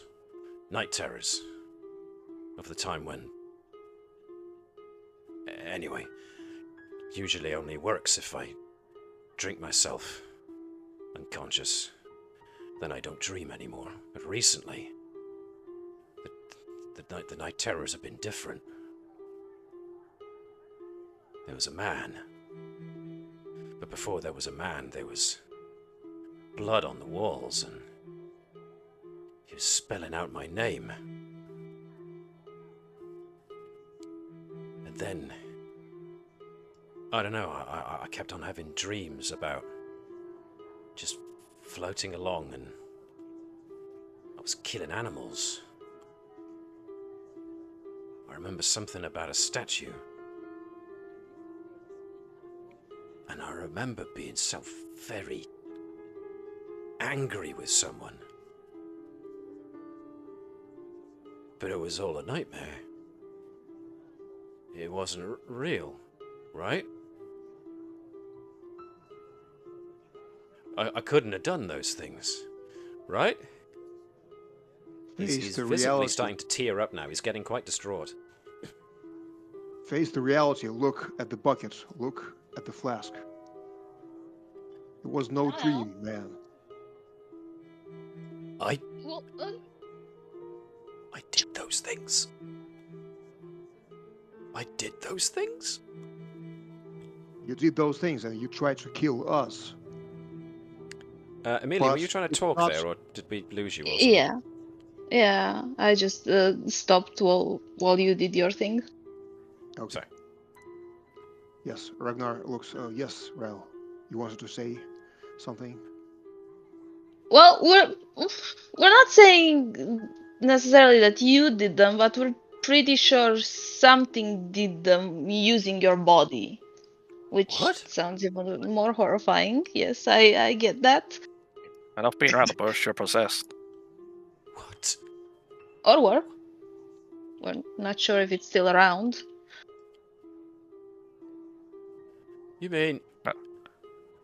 something has been using me to do all that? Yes, and enough of the self-pity. What exactly were you doing to perhaps get possessed? Were you wandering towards the prison? How's it chosen you, of all people? How should I know? I Well, only you live when- this just- close to the prison because nobody else will. People leave me alone When that way. did those visions or dreams start happening? What was the occurrence? I don't know. Nothing much out of the ordinary. I just all of a sudden started having these awful dreams. You mentioned a man. Describe him. I don't know. It was all very vague. Was he holding a hammer by chance? No. Hey, No. you. Not you. Bastien immediately assuming it's him. No. No.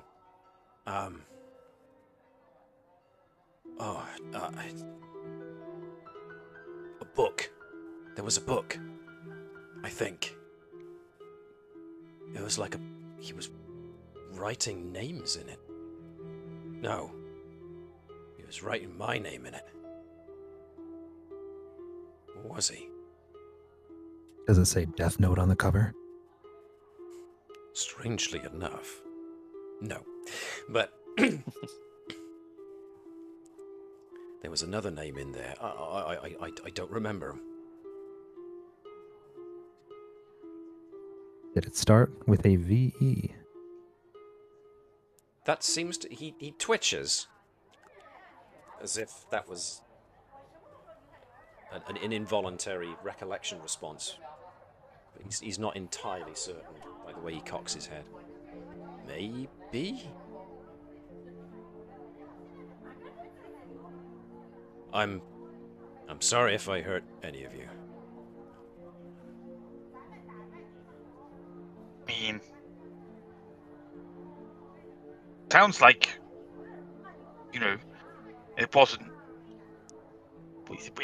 really you. Though you do have a bit of a surly reputation, if you don't mind me saying so, old chap. Happens when you try and drink yourself asleep. Yes. Think now, and don't get bent out of shape when you hear this. I think what might be the best suggestion here is if we take you to the sheriff, and he puts you into one of his more comfortable jail cells. And that way we can make sure that you can't hurt anyone if this was to happen again. You'll be contained while we figure out what's going on. Yeah. For your safety, for other people's safety, it just seems like the right the right approach. To me, I at agree. least. I agree. Lock me up. Don't let me hurt anyone else. Surprisingly lock me up. reasonable. Now we got you talking. What exactly put in the notion that the professor was a necromancer? You seemed pretty confident that was the case when we first arrived in town. Oh, yeah. Well, Was it just because he's an outsider? and people talk. Especially when they're What drunk. people? Just the townsfolk. And yeah, okay, I may have pushed it a little further than most folks were comfortable doing, but he was just an easy target, you know? Not from around So here. so just gossip. No one put that idea in your head. Guy was always going off places and coming back with strange books with who knows what in them. People talked. And the crops haven't been great this year, so, you know, folks got to wondering if he was maybe... if someone was doing it deliberately rather than it just being bad luck, you know. Sometimes it's easier to blame someone. But why were you so passionate about that? Was there any reason for that? I was drunk. To be honest, I barely remember what I did or said. I'm sorry. And tell Kendra that I'm sorry, please.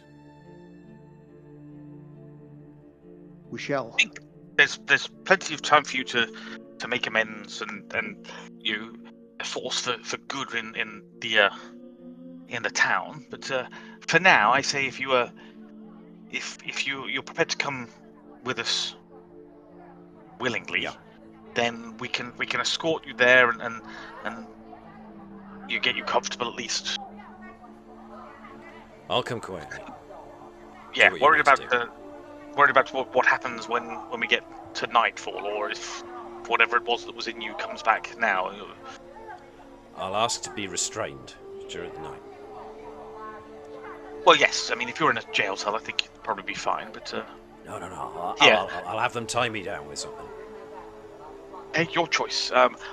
Like a cloak and put it over his hands so that see that his hands are bound. Right. As we Oh, okay. walk him to the. Walk him back to the sheriff. Okay.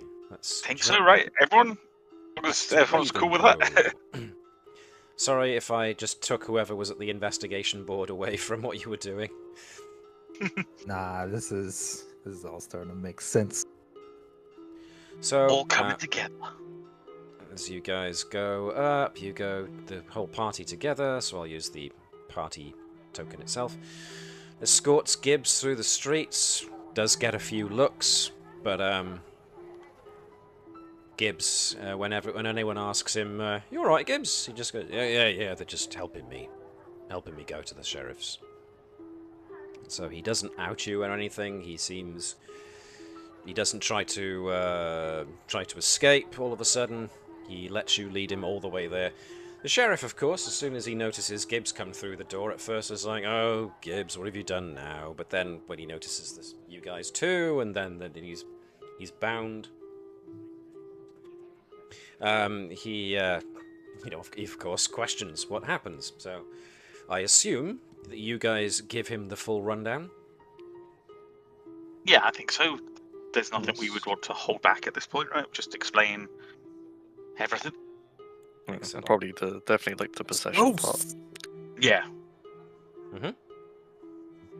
All right then. So the sheriff, as a result, yes, agrees. The best course of action: stick him in a cell. We'll maybe try cuffing Gibbs to the bed in the cell just to make sure that he can't get away when night falls. Gibbs is more than happy with that. Gibbs insists that he's fully bound, all four limbs down, but the sheriff just reckons he'll just end up getting uncomfortable during the night and probably won't sleep, so just the one shackle is probably enough. And of course, yes, the sheriff, very concerned about what this all means. So what happens now? You've secured Gibbs. Yeah. Sheriff has him. It's... let's think. What time of day is it by now? This has all been in one day, right? The dog and the Gibbs. Yeah. Yeah, the dog so feels this like is... in the morning. A long day. Yeah, probably getting later now. A lot has happened. So, what would you like to do? Get a I good think if night it's rest. would think it's worth any of us helping you keep an eye on him in the jail, Sheriff, or have you got it all covered? There are very few places to exit. He just doesn't seem to be putting up a fight of any kind whatsoever. I'll tell you what, if he starts to make a disturbance that looks like he's trying to break out, I'll alert you to it. In the meantime, I have been told to let you know that the councillors are all still voting on giving you all proper authorization to access any and all town records that you need. Not just from Lorimore House and the temple, but we've also providing you access to the town hall, and even Alendra Gorovan at the Unfurling Scroll has volunteered to let you use his libraries if you want to be able to branch out to utilizing different places for information.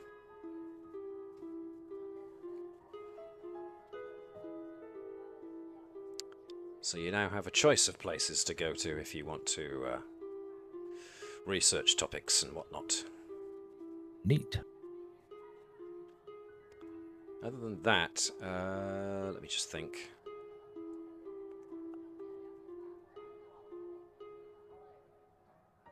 Yeah, other than that, the day has gone on enough that you could probably fit another research job in if you wanted to.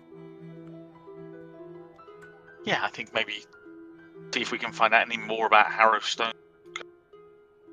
All right, if we can get any more out of Gibbs at the moment, but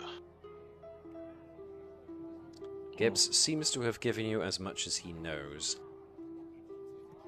I mean, I would perhaps suggest trying to find about the warden's wife. I mean, I Sure. don't know who that spirit was, but it sounds like they're trying to destroy her spirit or something. I mean, they're writing on the memorial for some reason. Caelee will like pop in, and things are like kind of starting to make sense to her. And in a meta knowledge and a party knowledge, it's like we are kind of seeing things. If you remember, I think this was the jump rope kids on the investigation board. I have it open, but I'm not on the investigation board again. There's a song that they were singing, Yes, we've had a couple of those things happen. We have dealt with Sturges, and we have blood splatters spelling a name that we assume is the warden's wife. And Roach mentioned something about the guy with the hammer. I'm thinking that these things are happening as the song is playing out. Or happening again. Dum dum dum. I mean, it's just a theory, but it sounds like, she got escorted out and went back in. It's possible that, some of the prisoners got hold of her, and that's when that story kicks in. Like her fate.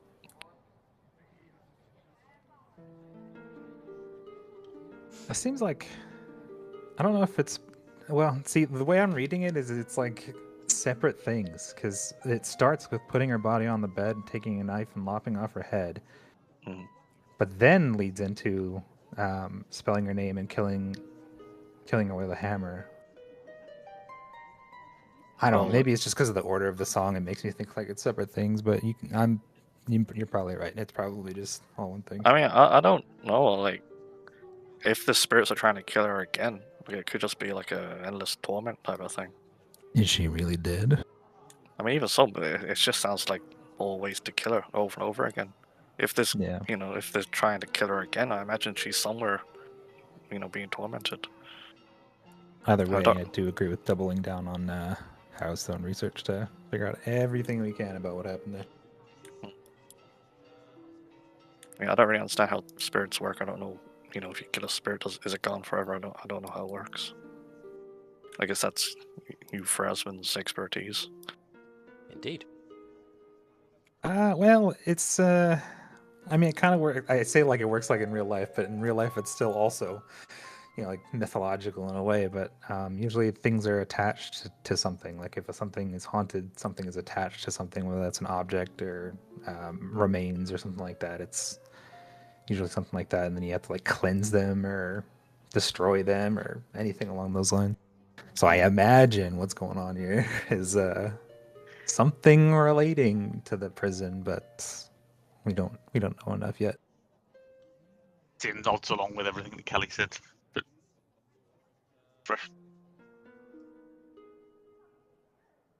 Okay, I mean, so go on. Oh, sorry. There's one thing. No, go on.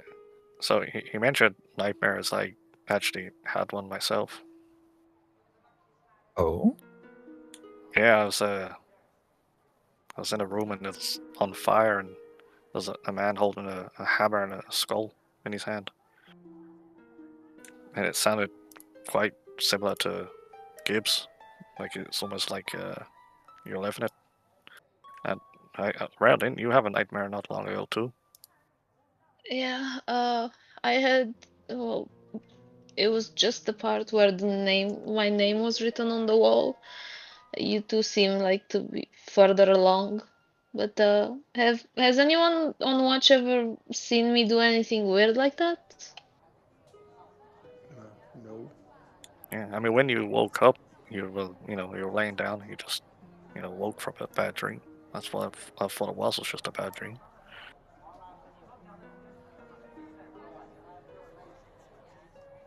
Okay. yeah. And Caelee looks to Bastien when they're talking about this, and just quietly mentions, "And you did see Sturges in the crowd, but you were conscious." Yes, I mean, but that they're from the rhyme too. Interesting. I mean, I don't think One of us is gonna wake up with our head gone. Oh God, would you Yeah. wake up in that situation? I don't know. You'd be very surprised, I can tell you that much. The head's surprised, just still laying on the bed, but your body springs up. Yeah. I mean, I know this kind of sounds crazy, but you don't think these dreams are about reliving this woman's wife's last moments? Because the man I saw, like the skull he had a big crack in it, like he just hammered it. And isn't that mentioned in the song about well, I don't know about lopping off the head, but Hammer killing his wife. yeah, I don't know if we're just reliving her memories. I don't know. Either way, it's creepy. Indeed. So, Super creepy. there are 5 of you, and you can spend some time researching. Yeah, Caelee what is do you gonna want to triple down research? on And what do you want Harrowstone. to do? Sorry, I talked over somebody there. Go on. Caelee's just tripling down on Harrowstone. It's the urgency just seems Cool. prevalent now. So you've got choices now. You can either go to Lorimore Place, which will have a... Let's see, it'll be a difficulty 16 roll of Society to find more on Harrowstone. If you go to the Town Hall, it will be a DC 14 Society roll for Harrowstone. If you go to the Temple of Pharasma, it will be a DC 13 Society roll for researching Harrowstone. The Unfurling Scroll, however, is going to be a DC 14 roll. A little bit like a metagame question.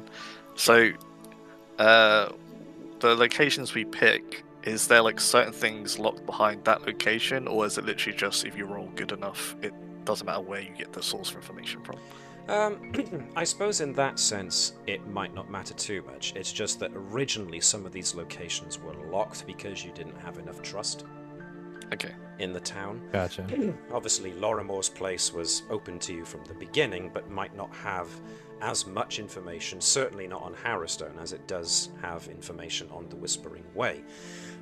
Whereas information on the Whispering Way would be harder to find in certain places. A little bit easier maybe in Lorimore's place, but also, funnily enough, a little bit easier to research in the Temple of Pharasma, so it does kind of depend where you want to go, but certain places seem to have better access than others. But overall, the Temple of Pharasma does seem to be the best place to do it. Okay. Out of curiosity, can I use my Ravengro lore skill in lieu of a society roll for Harrowstone? I'm fine with that. Sick. Makes sense to me. So, by all means, I mean, the more people you put on it, the more possibility you have of getting points, research points. So, rather than one aid another, I would say pretty much everyone have their go at cracking away at it, and we'll see exactly how many we get. Yeah, I'm up for that. So shall we Harrowstone research to abundance? I think so. I Yes. think that makes sense. At the temple. And we did send Kendra to the temple, didn't we? You did, so Yes, you've we already did. had 1 point of research on Harrowstone Prison because you sent Kendra there, so you're already up by 1. Perfect. Okay. To the temple! It's all coming together. Yeah. This roll will be for researching Harrowstone. Cool. Ooh, that looks to me That's like a better. very good success. Doink. Ah, That one, not so much, but Not so bearing much. in mind, you do have a hero point if you want to spend it. oh yes, I shall. I'll use 0.2. I got my modifier, but well. So there's another one right there. Ba-doing! And there's a critical one right there. Noise. What? I know things. 1, 2, 3, 4, 5. Wow. That's a lot of research done. And a lot of research found. Caelee is beginning to think that Roach doesn't learn from research, but rather just from his own innate knowledge of things and picks up on things as we go. Yeah. Man of the world.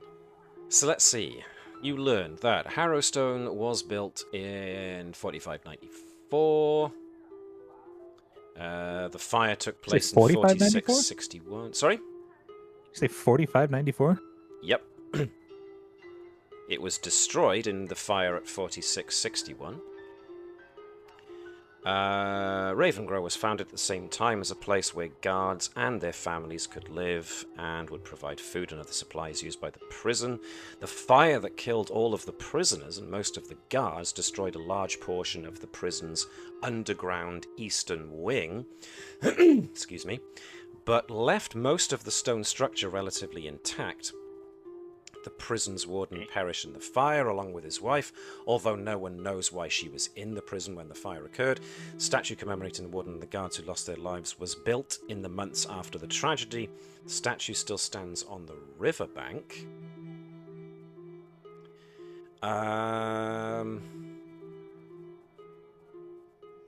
You know what? Because you have started putting more things together, I'm going to give you an extra bump. Ooh. Most of the hardened criminals that were sent to Harrowstone spent only a few months imprisoned, because it was here that most of Ustalav's executions during that era were carried out. So the fire that caused the tragedy was in fact a blessing in disguise, for the prisoners had rioted and gained control of the dungeons immediately prior to the conflagration, and it was only through the self-sacrifice of the warden and 23 of his guards that the prisoners were prevented from escaping.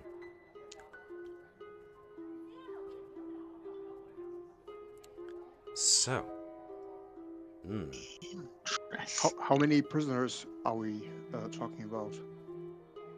Because 23 guards are a big number. 23 guards, probably half as many prisoners. Okay. Really? Half as many prisoners for twice as many guards. They must be. They must be serious. Yeah, I was going to serious say they must be prisoners. bad.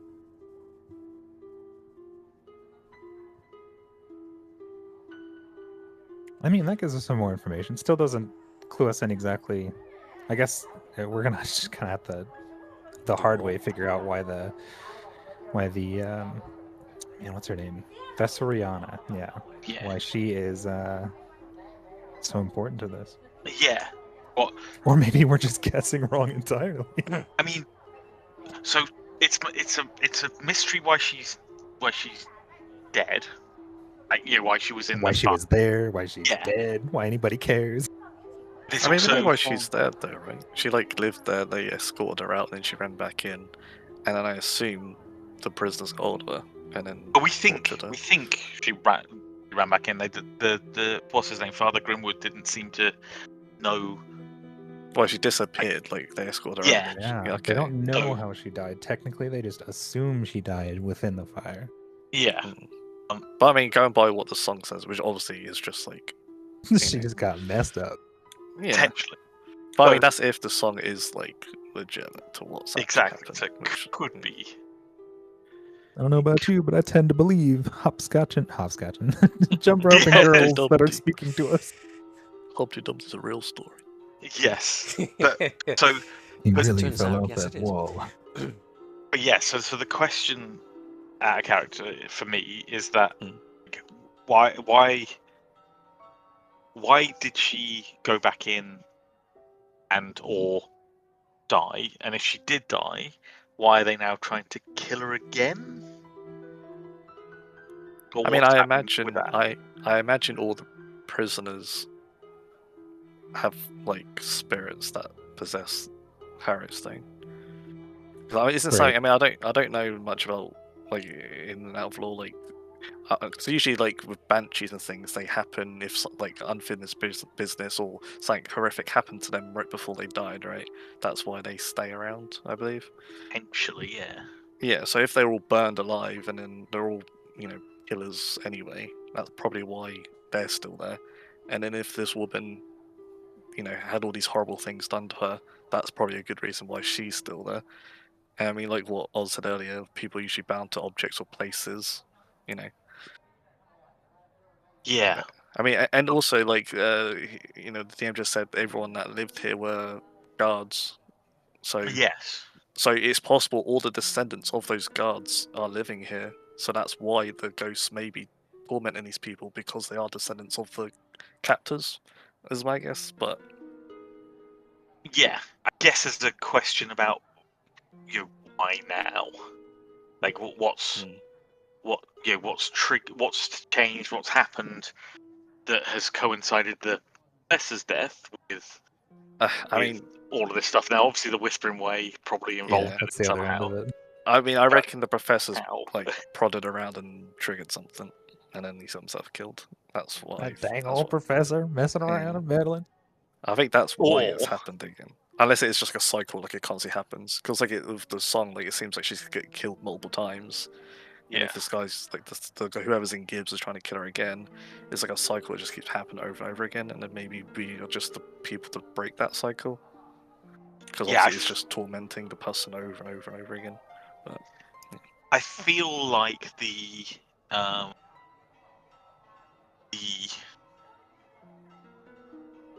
Professor inviting us here probably relates to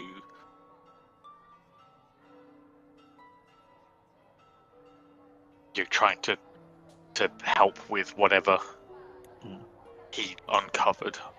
I don't know whether or not he's done something, or if he stumbled upon a plot or something.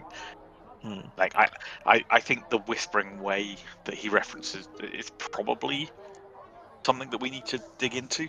yeah, I mean, but yeah, not just sure. from thinking how it's connected, there's possibilities that some of those prisoners, if they were just killers, or whatever, it's possible some of those were members of that cult. Yeah. And maybe that's why their spirits are still there, because they're necromancers. They deal with undead, creating undead.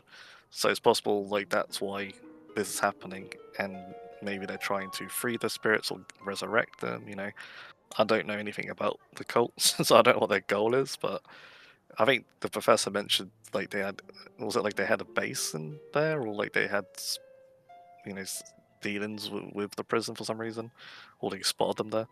That's why he's investigating it. I don't know if that was the case, but yeah, What I mean, about imagine they our kept it somehow. quieter folk? What do you guys think? I met with Ragnar is silence. thinking that maybe this whole fire was some sort of a ritual conducted by this Whispering Way organization. Ooh. I mean, Maybe, I think some of the information we got was that they've been operating for like centuries, right? It's like a really old yes. cult. So, And this Whispering Way is connected to the Whispering Tyrant, which is the infamous figure the Last Wall Knights are fighting against. So possibly some members of this cult might have used this fire and the village people for some sort of a experiment or a ritual to gain some power over something, which is not yet clear to Ragnar. But he is sharing his thoughts on that. Because the professor was suggesting that this whole thing is a danger to the people of the town and maybe to just people in general. So this whole thing is more dangerous than just the reoccurring, the loop of ghost suffering. So that's what Ragnar is thinking. yeah. I mean, I also kind of think like these nightmares. I imagine it's like how. I don't think it's like the evil ones doing it. I reckon it's trying to communicate through the dreams. Because in the dreams, we are in the position of the person that's being tortured, where Gibbs, he's nightmare, he was in the position of a killer, which I don't know if anyone realised that. Because in Roach's dream, he was the one the one that was being put in danger. I think in Rell's dream it's similar, but in Gibbs's dream he was going around killing things. So I don't know if the spirit's trying to communicate to us through dreams. Emilia? Yeah, I mean, he did say it started with his name on the wall before it transitioned into essentially thinking he's dreaming what his body was doing every night. Okay, because I know Roach's dream didn't have the blood on the wall. It was like, I remember he like dropped to the ground and like a guy in it, the cell with a hammer, like about to kill it. Again, so. not me. No. Yeah, I mean, I feel like if we just keep resting, more and more these dreams are going to happen. But then obviously we don't know what happens if we wait too long. So it's like a balance between, do we wait for the dreams to tell us or give us more information, or do we just take the initiative and go to Harrowstone? Because obviously this play's only got a limited amount of answers because it doesn't know what happened in the prison. But actually being in the prison will, find evidence that might help. But it's finding that balance. I mean, we solved the memorial thing, but there are still undead popping around, so there's still danger here. But Well, did we? That's okay. So that's Caelee would put that part in particular perspective. I agree with the urgency, but did we solve the memorial thing? If he was possessed by somebody that we assume was, well, the bad guy, the killer from your dream. I reckon there's multiple. Is it that we defeated that possession, or did he just leave Gibbs alone for now? I mean, if he's tied, yeah. I mean, if it's like a proper possession, I imagine it's tied to him. Like, as long as he's, kept somewhere and watched, I don't think like the message should continue happening. Well, that's not what I. Okay, so like, from, I guess, a meta perspective, it would be like. Most spirits, they don't have to possess a single body. They can be in a body and then just choose to leave the body, and for all we know, could possess somebody else. So did we solve that problem? I mean, unless we just do go to the church and get them to, do an exorcism.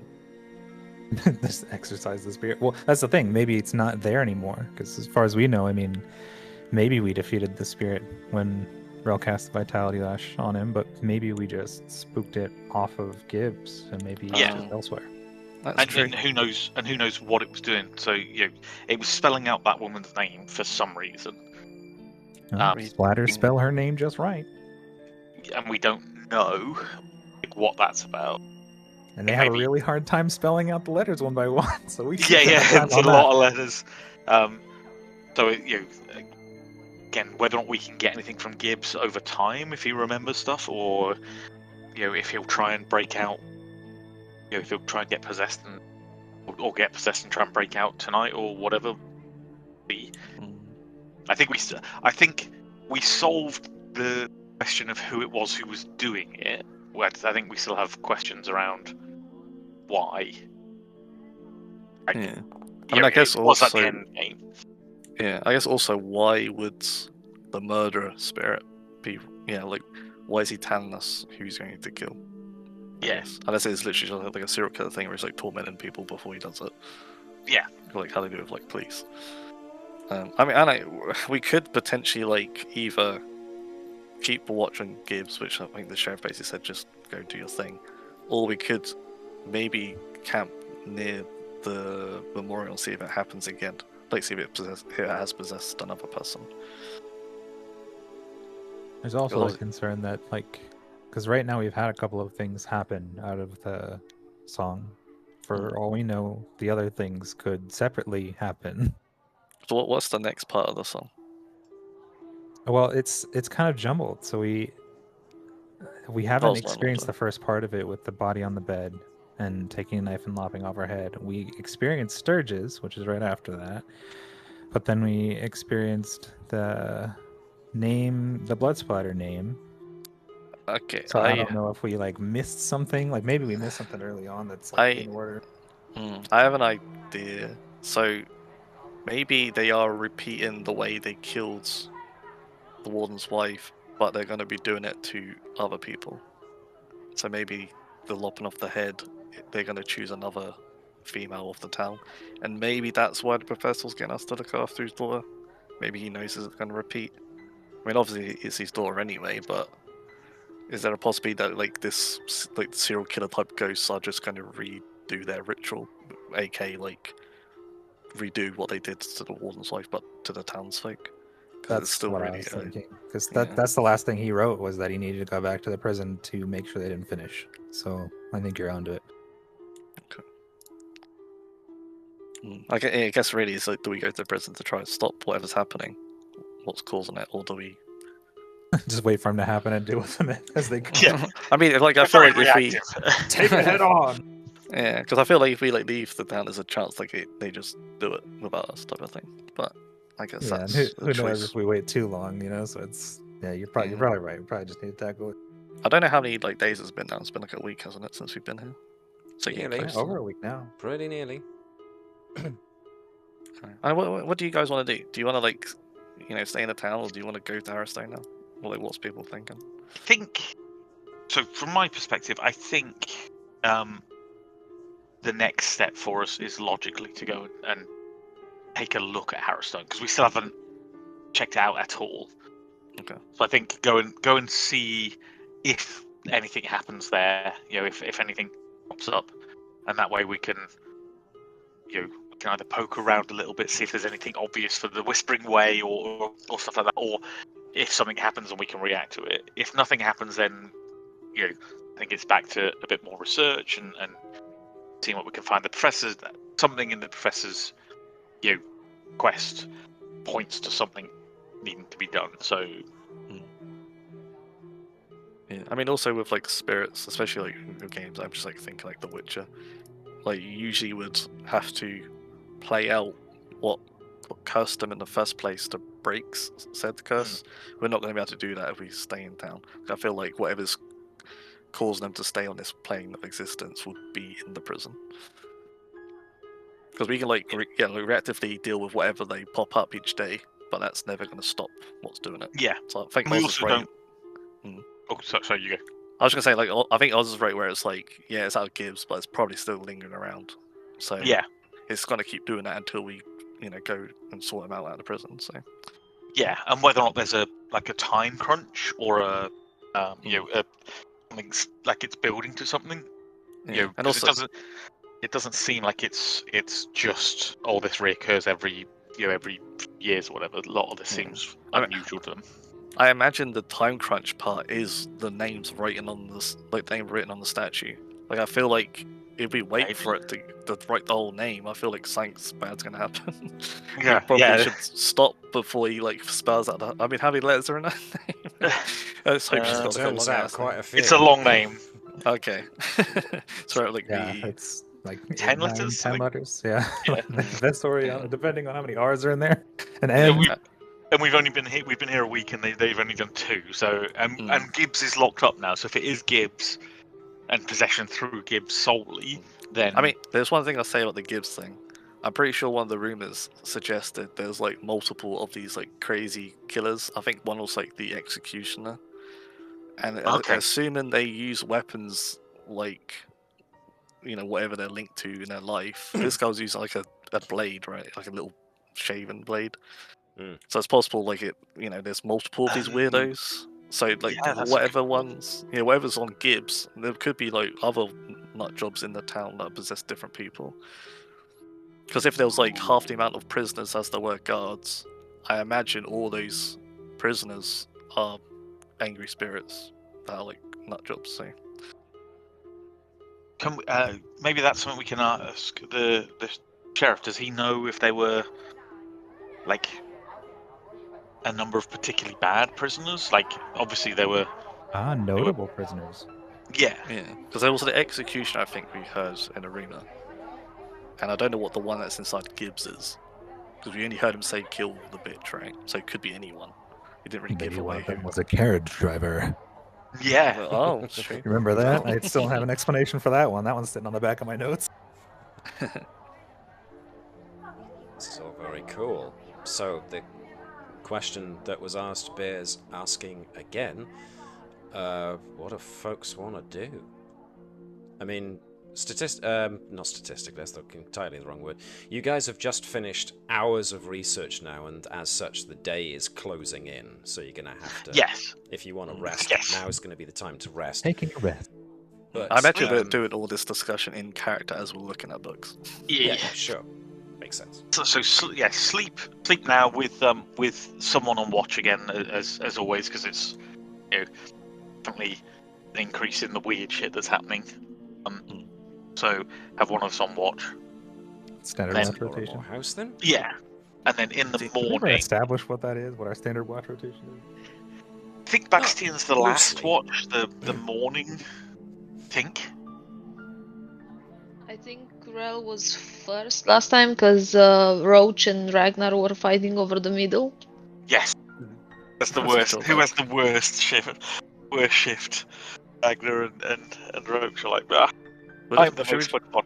Should we just do like Rell, Caelee, Roach, Bastien? Oh no, Bastien's last. So after Roach would be Ragnar, then Bastien, I guess. Yeah. So two ladies, Roach, Ragnar, Bastien, I think. Oh, beauty sleep. All right then. Okay. Yeah, and then in the morning we're gonna head to check out the Harrowstone, right? I would suggest on the way we should at least like walk past the statue and see if it has continued. Nice. Yeah, good plan. Okay. Yeah. All right then. So obviously, Kendra has been with you when you did this research, Harrowstone, and if indeed you did have this conversation with each other whilst you were collating all this information and then rattled off what you think is going on, she was present for that. Didn't have any other things to add. Thinks that you're onto something very interesting here. As such, just goes about helping fix supper for everybody before everybody retires, and then will herself retire. But seems rather perturbed by all of this. So yeah, when she says goodnight to everybody, she obviously is also melting all of this in her brain and not liking what's currently the picture that's starting to form. But nevertheless, we go to yes, folks starting to bed down and putting themselves on different watch rotations. Okay. Give me a minute. By a minute, I mean a moment. Huh. Being rolled. Everyone, prepare yourself. Gird your loins. Interesting.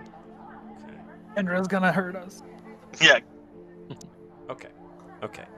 So, I'm gonna gather people about this stair, because essentially you're all upstairs. When you're not on watch, you're all upstairs in your rooms, sleeping. So folks are going to be there.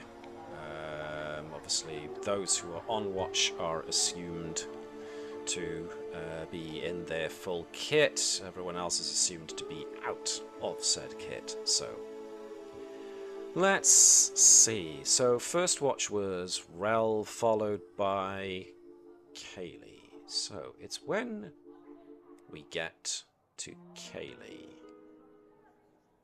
Watch is going fine. Nothing much going on. Giving you the chance to maybe read one of the many books that are around the place, but otherwise just pottering about the place. And that's when, as Caelee's counting down the time, it's pretty soon that Ragnar, you're going to have to go up and wake Ragnar to take watch. And it's as Caelee's just starting to end the paragraph of the book that she's on, that Caelee hears a thump from upstairs. That's weird.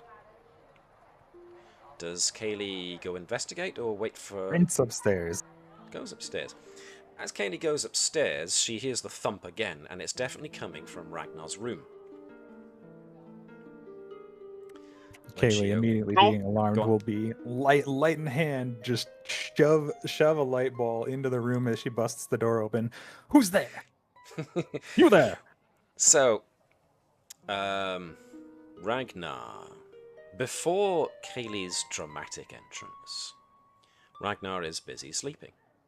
And I'm picturing that because of where they grew up, Ragnar as an entire family, probably most Lastwall residents, are used to the idea of trying to snatch sleep where they can, and they need to be able to sleep as deeply as they can to rest as much as they can, but also be ready to snap awake. So it's almost like sleep hypnosis has to happen. As a rule, everyone gets taught a variation of sleep hypnosis where you just lie in bed, you go over everything that's happened in the day, and then you just let yourself fall back to sleep, and you kind of keep repeating as you're drifting into sleep the idea of, I'm going to sleep, and I'm going to sleep deeply, and I'm going to awaken feeling refreshed and ready in the morning, but I'm ready to awaken when I hear important noises that need my attention outside. That kind of thing that you cycle around and around until you instill it in yourself and you just gently drift back off to sleep. And so you're ready to wake up at a moment's notice kind of job. But get as much full sleep as you can, when you can, while you can. Yes. So Ragnar feels rather surprised when he wakes up to the smell of smoke. Yes, Ragnar wakes up. And He's in his armor and with his sword, right? no, Oh, he's no. actually in his bedclothes. Oh. And he realizes that the bed that he's sleeping in has had the bedclothes pulled pretty tightly to the point where they're quite binding. And as Ragnar's puzzling over why he's suddenly in a bed where the sheets are wrapped so tightly over him he can barely move. That's when Ragnar hears the sound of metal being dragged over stone. Shing. And that's when Ragnar realizes that he's in a bed in a wide stone room lit by a single candle which has since burnt down. No? Spooky. Spooky. Ragnar frantically tries to reach for his dagger. And unfortunately, comes to the realization that it's not where it should be. Damn. And he's still very firmly bound from the shoulders down in the bedclothes.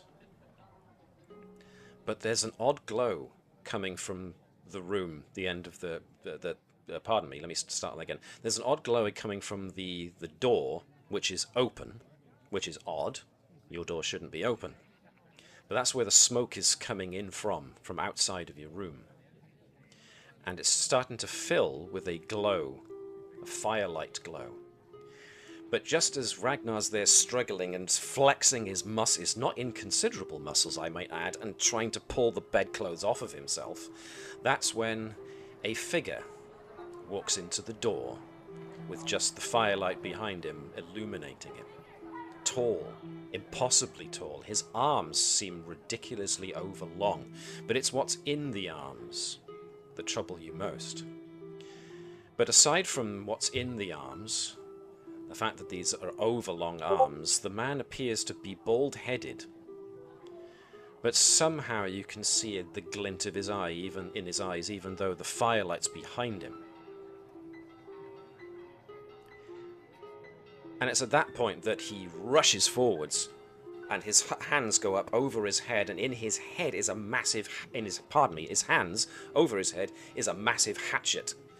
And just as he closes the distance and comes right up next to Ragnar, who's still trapped in the bed and looking up, there's this immense manic grin that spreads up this individual, this creature's face. The smile is way too wide to be natural. And the hatchet then comes down on Ragnar's neck, as if to sever his head. That's when Ragnar wakes up, properly. Oh. And that's Ragnar where Caelee discovers him. This is a double dream. And that's how Caelee discovers him, having been thrashing about in bed trying to escape.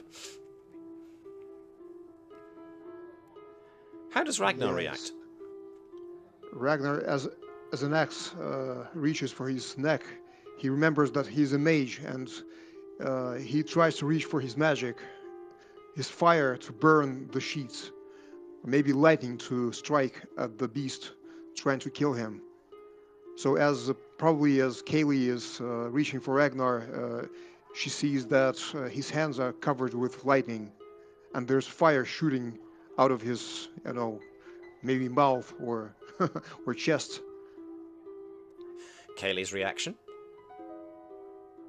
Well, I just busted in. He's freaking out, so I'm just trying to calm him down, trying to pat out the fires. Wake up! What are you doing? What are you doing? Ragnar, does Ragnar feel someone touching him? Yes. Ragnar is now fully in the room. Caelee's there. You can see it's Caelee. Okay. But so Ragnar was Corey, go on. First instinct was to grab someone's arm and to strangle, maybe to twist it. But suddenly he feels that it's his companion and it's Caelee, and he relaxes a bit and sighs heavily and breathes heavily, and sweat is dripping down his face. There's definitely that awful waking up from a nightmare tingle along your neck where you think Ragnar might have been struck with that hatchet, but there's no scar there. You're okay. Maybe, relatively speaking. Oh yes, Caelee, I had this nightmare which is like a mystical dream. There was some truth in it, I sense. And Ragnar describes his dream to Caelee. Nodding conspiratorially after we all had a little powwow beforehand during our research session. It's of course hitting me even harder. And Caelee's thinking, this isn't good. So is this gonna actually happen then? Should we wake the others? I don't think so. But I don't dream. I don't have dreams usually. So this one was special. At that point, you hear a door. Caelee hears a door open behind her and is much relieved to see that it's Kendra with a candle. And she's in her night clothes and she's rubbing sleep from her eyes. As I heard the banging and then voices. Is everything all right? Ragnar blushes furiously and trying not to look at Kendra's night clothes very intensely. Yeah, Kendra, sorry I had this nightmare which wasn't quite a dream. It was kind of a prophecy or something. Or maybe, anyway, he describes it briefly. Kendra nods and then just goes, well, seeing as a couple of us are awake now, how about I just fix us some relaxing tea to help us get back to sleep, Yes, Kendra, thank you.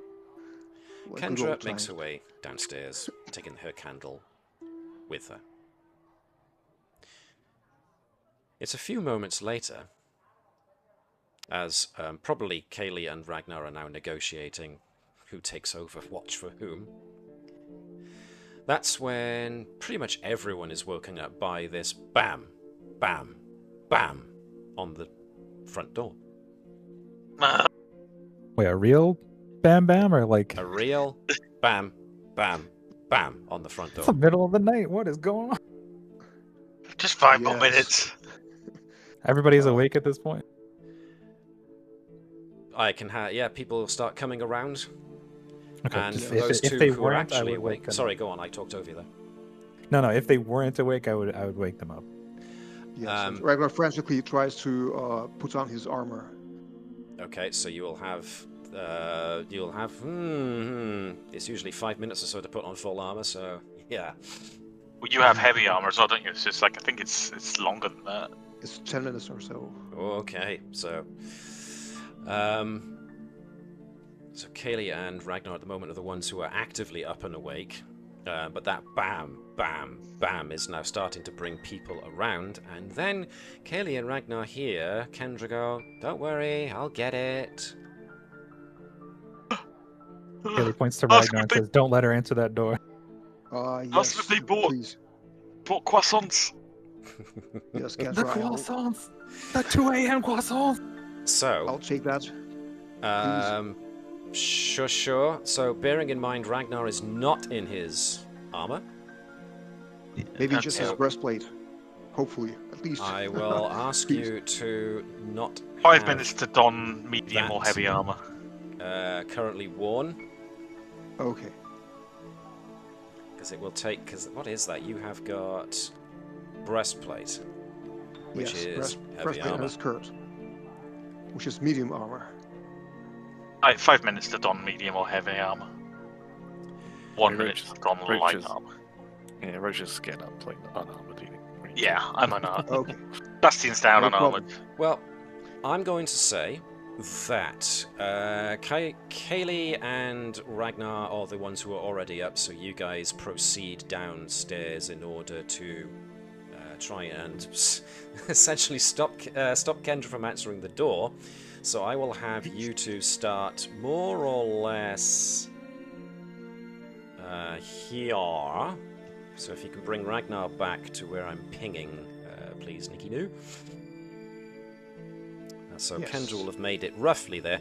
The rest of you will be coming up from your beds, so you will have to come out of bed and downstairs if you want to do anything. But what happens first... Ragnar and Caelee running down the stairs to go, don't open the door! Unfortunately, at which point, Kendra has made it to the receiving hall, but then there have been a couple of extra knocks since, always bam, bam, bam, heavy, slightly clumsy sounding, and that's when there's a bam, bam crash. And that really alerts everybody upstairs who weren't already, you know, the ones upstairs, so Roach, Rell, and Bastien, very much a case of sleepily going, whoa, what's going on? What's all the kerfuffle? What's the hubbub? Huh? When the crash happens, that's the big wake-up call, where everyone essentially gets startled fully awake. Mm-hmm. That's the first thing that really alerts you that something's up. The second thing that alerts you that something is really, really up is the way that Kendra emits this blood-curdling scream of horror. Oh, God. Uh-oh. As she literally backs up towards, back in the direction she was coming from, and as she's backing up, her hands are at her face, covering her mouth, and her eyes are wide, and Ragnar and Caelee are the first to arrive in order to see that has battered through the door, a rotting corpse stumbling in. Unfortunately, the rotting corpse is that of Professor Lorimore. Whoa! Come on. No way! Low blow. And that is where I am finishing us for this week. What? No. He Are was we a having necromancer. is Ragnar still dreaming or something? Is it a Yeah, look, Wow. everybody's in a combined dream. yeah? Dream To figure world. that out, we will have to wait until next week, I am sorry. Amazing. Ah. Who could have Quickly. foreseen this? Quickly, Rell, speed up the time. It's I'm next afraid. week. Woo. Go on. No, sorry, I was just making a joke. It's next week already. Woo! Well, Yes. you know, I feel it. now all you have to do is convince your employers of it, that you have gone through an entire week's worth of work and you need to be paid. Yep. Good luck with that. I recommend a healthy dose of mental Opium. games to get them to question their reality. Nah, I wound up right next to Gibbs. Yes. So, yes, that is where we will be ending our session today. So, just for the point of the stream, or those who are tuning in on YouTube, thanks for stopping by and having a look. If you're watching this on YouTube and you liked it, then consider giving us a like, because who the hell knows, maybe our next video might, possibly, appear in your recommended list of things that the algorithm throws in your direction. Maybe it won't. Nobody's sure these days. But particularly I want to thank my awesome players for being their brilliant selves, as per usual. Things are now starting to come together in an interesting way. And this will have to be resolved next week. I'm assuming everybody is available next week? Yes. Excellent. Then in that case, I recommend that if somebody does come and knock into your door at stupid o'clock in the morning, you bally well leave them out there. And, yeah, don't answer the door. They're coming might in not- anyway. They might They're come in looking at anyway. shit. In which case, I recommend enacting zombie apocalypse protocols. If you don't have zombie apocalypse protocols, shame on you. You really should try. But also, you know, look out for each other, treat each other with kindness and respect, because, geez, I think this world needs it right now. Yes. Yes. And we will find out what happens to our Carrion Crusaders next time, same place. Until that time, thanks for stopping by, folks. We'll see you next week. Bye-bye. Bye.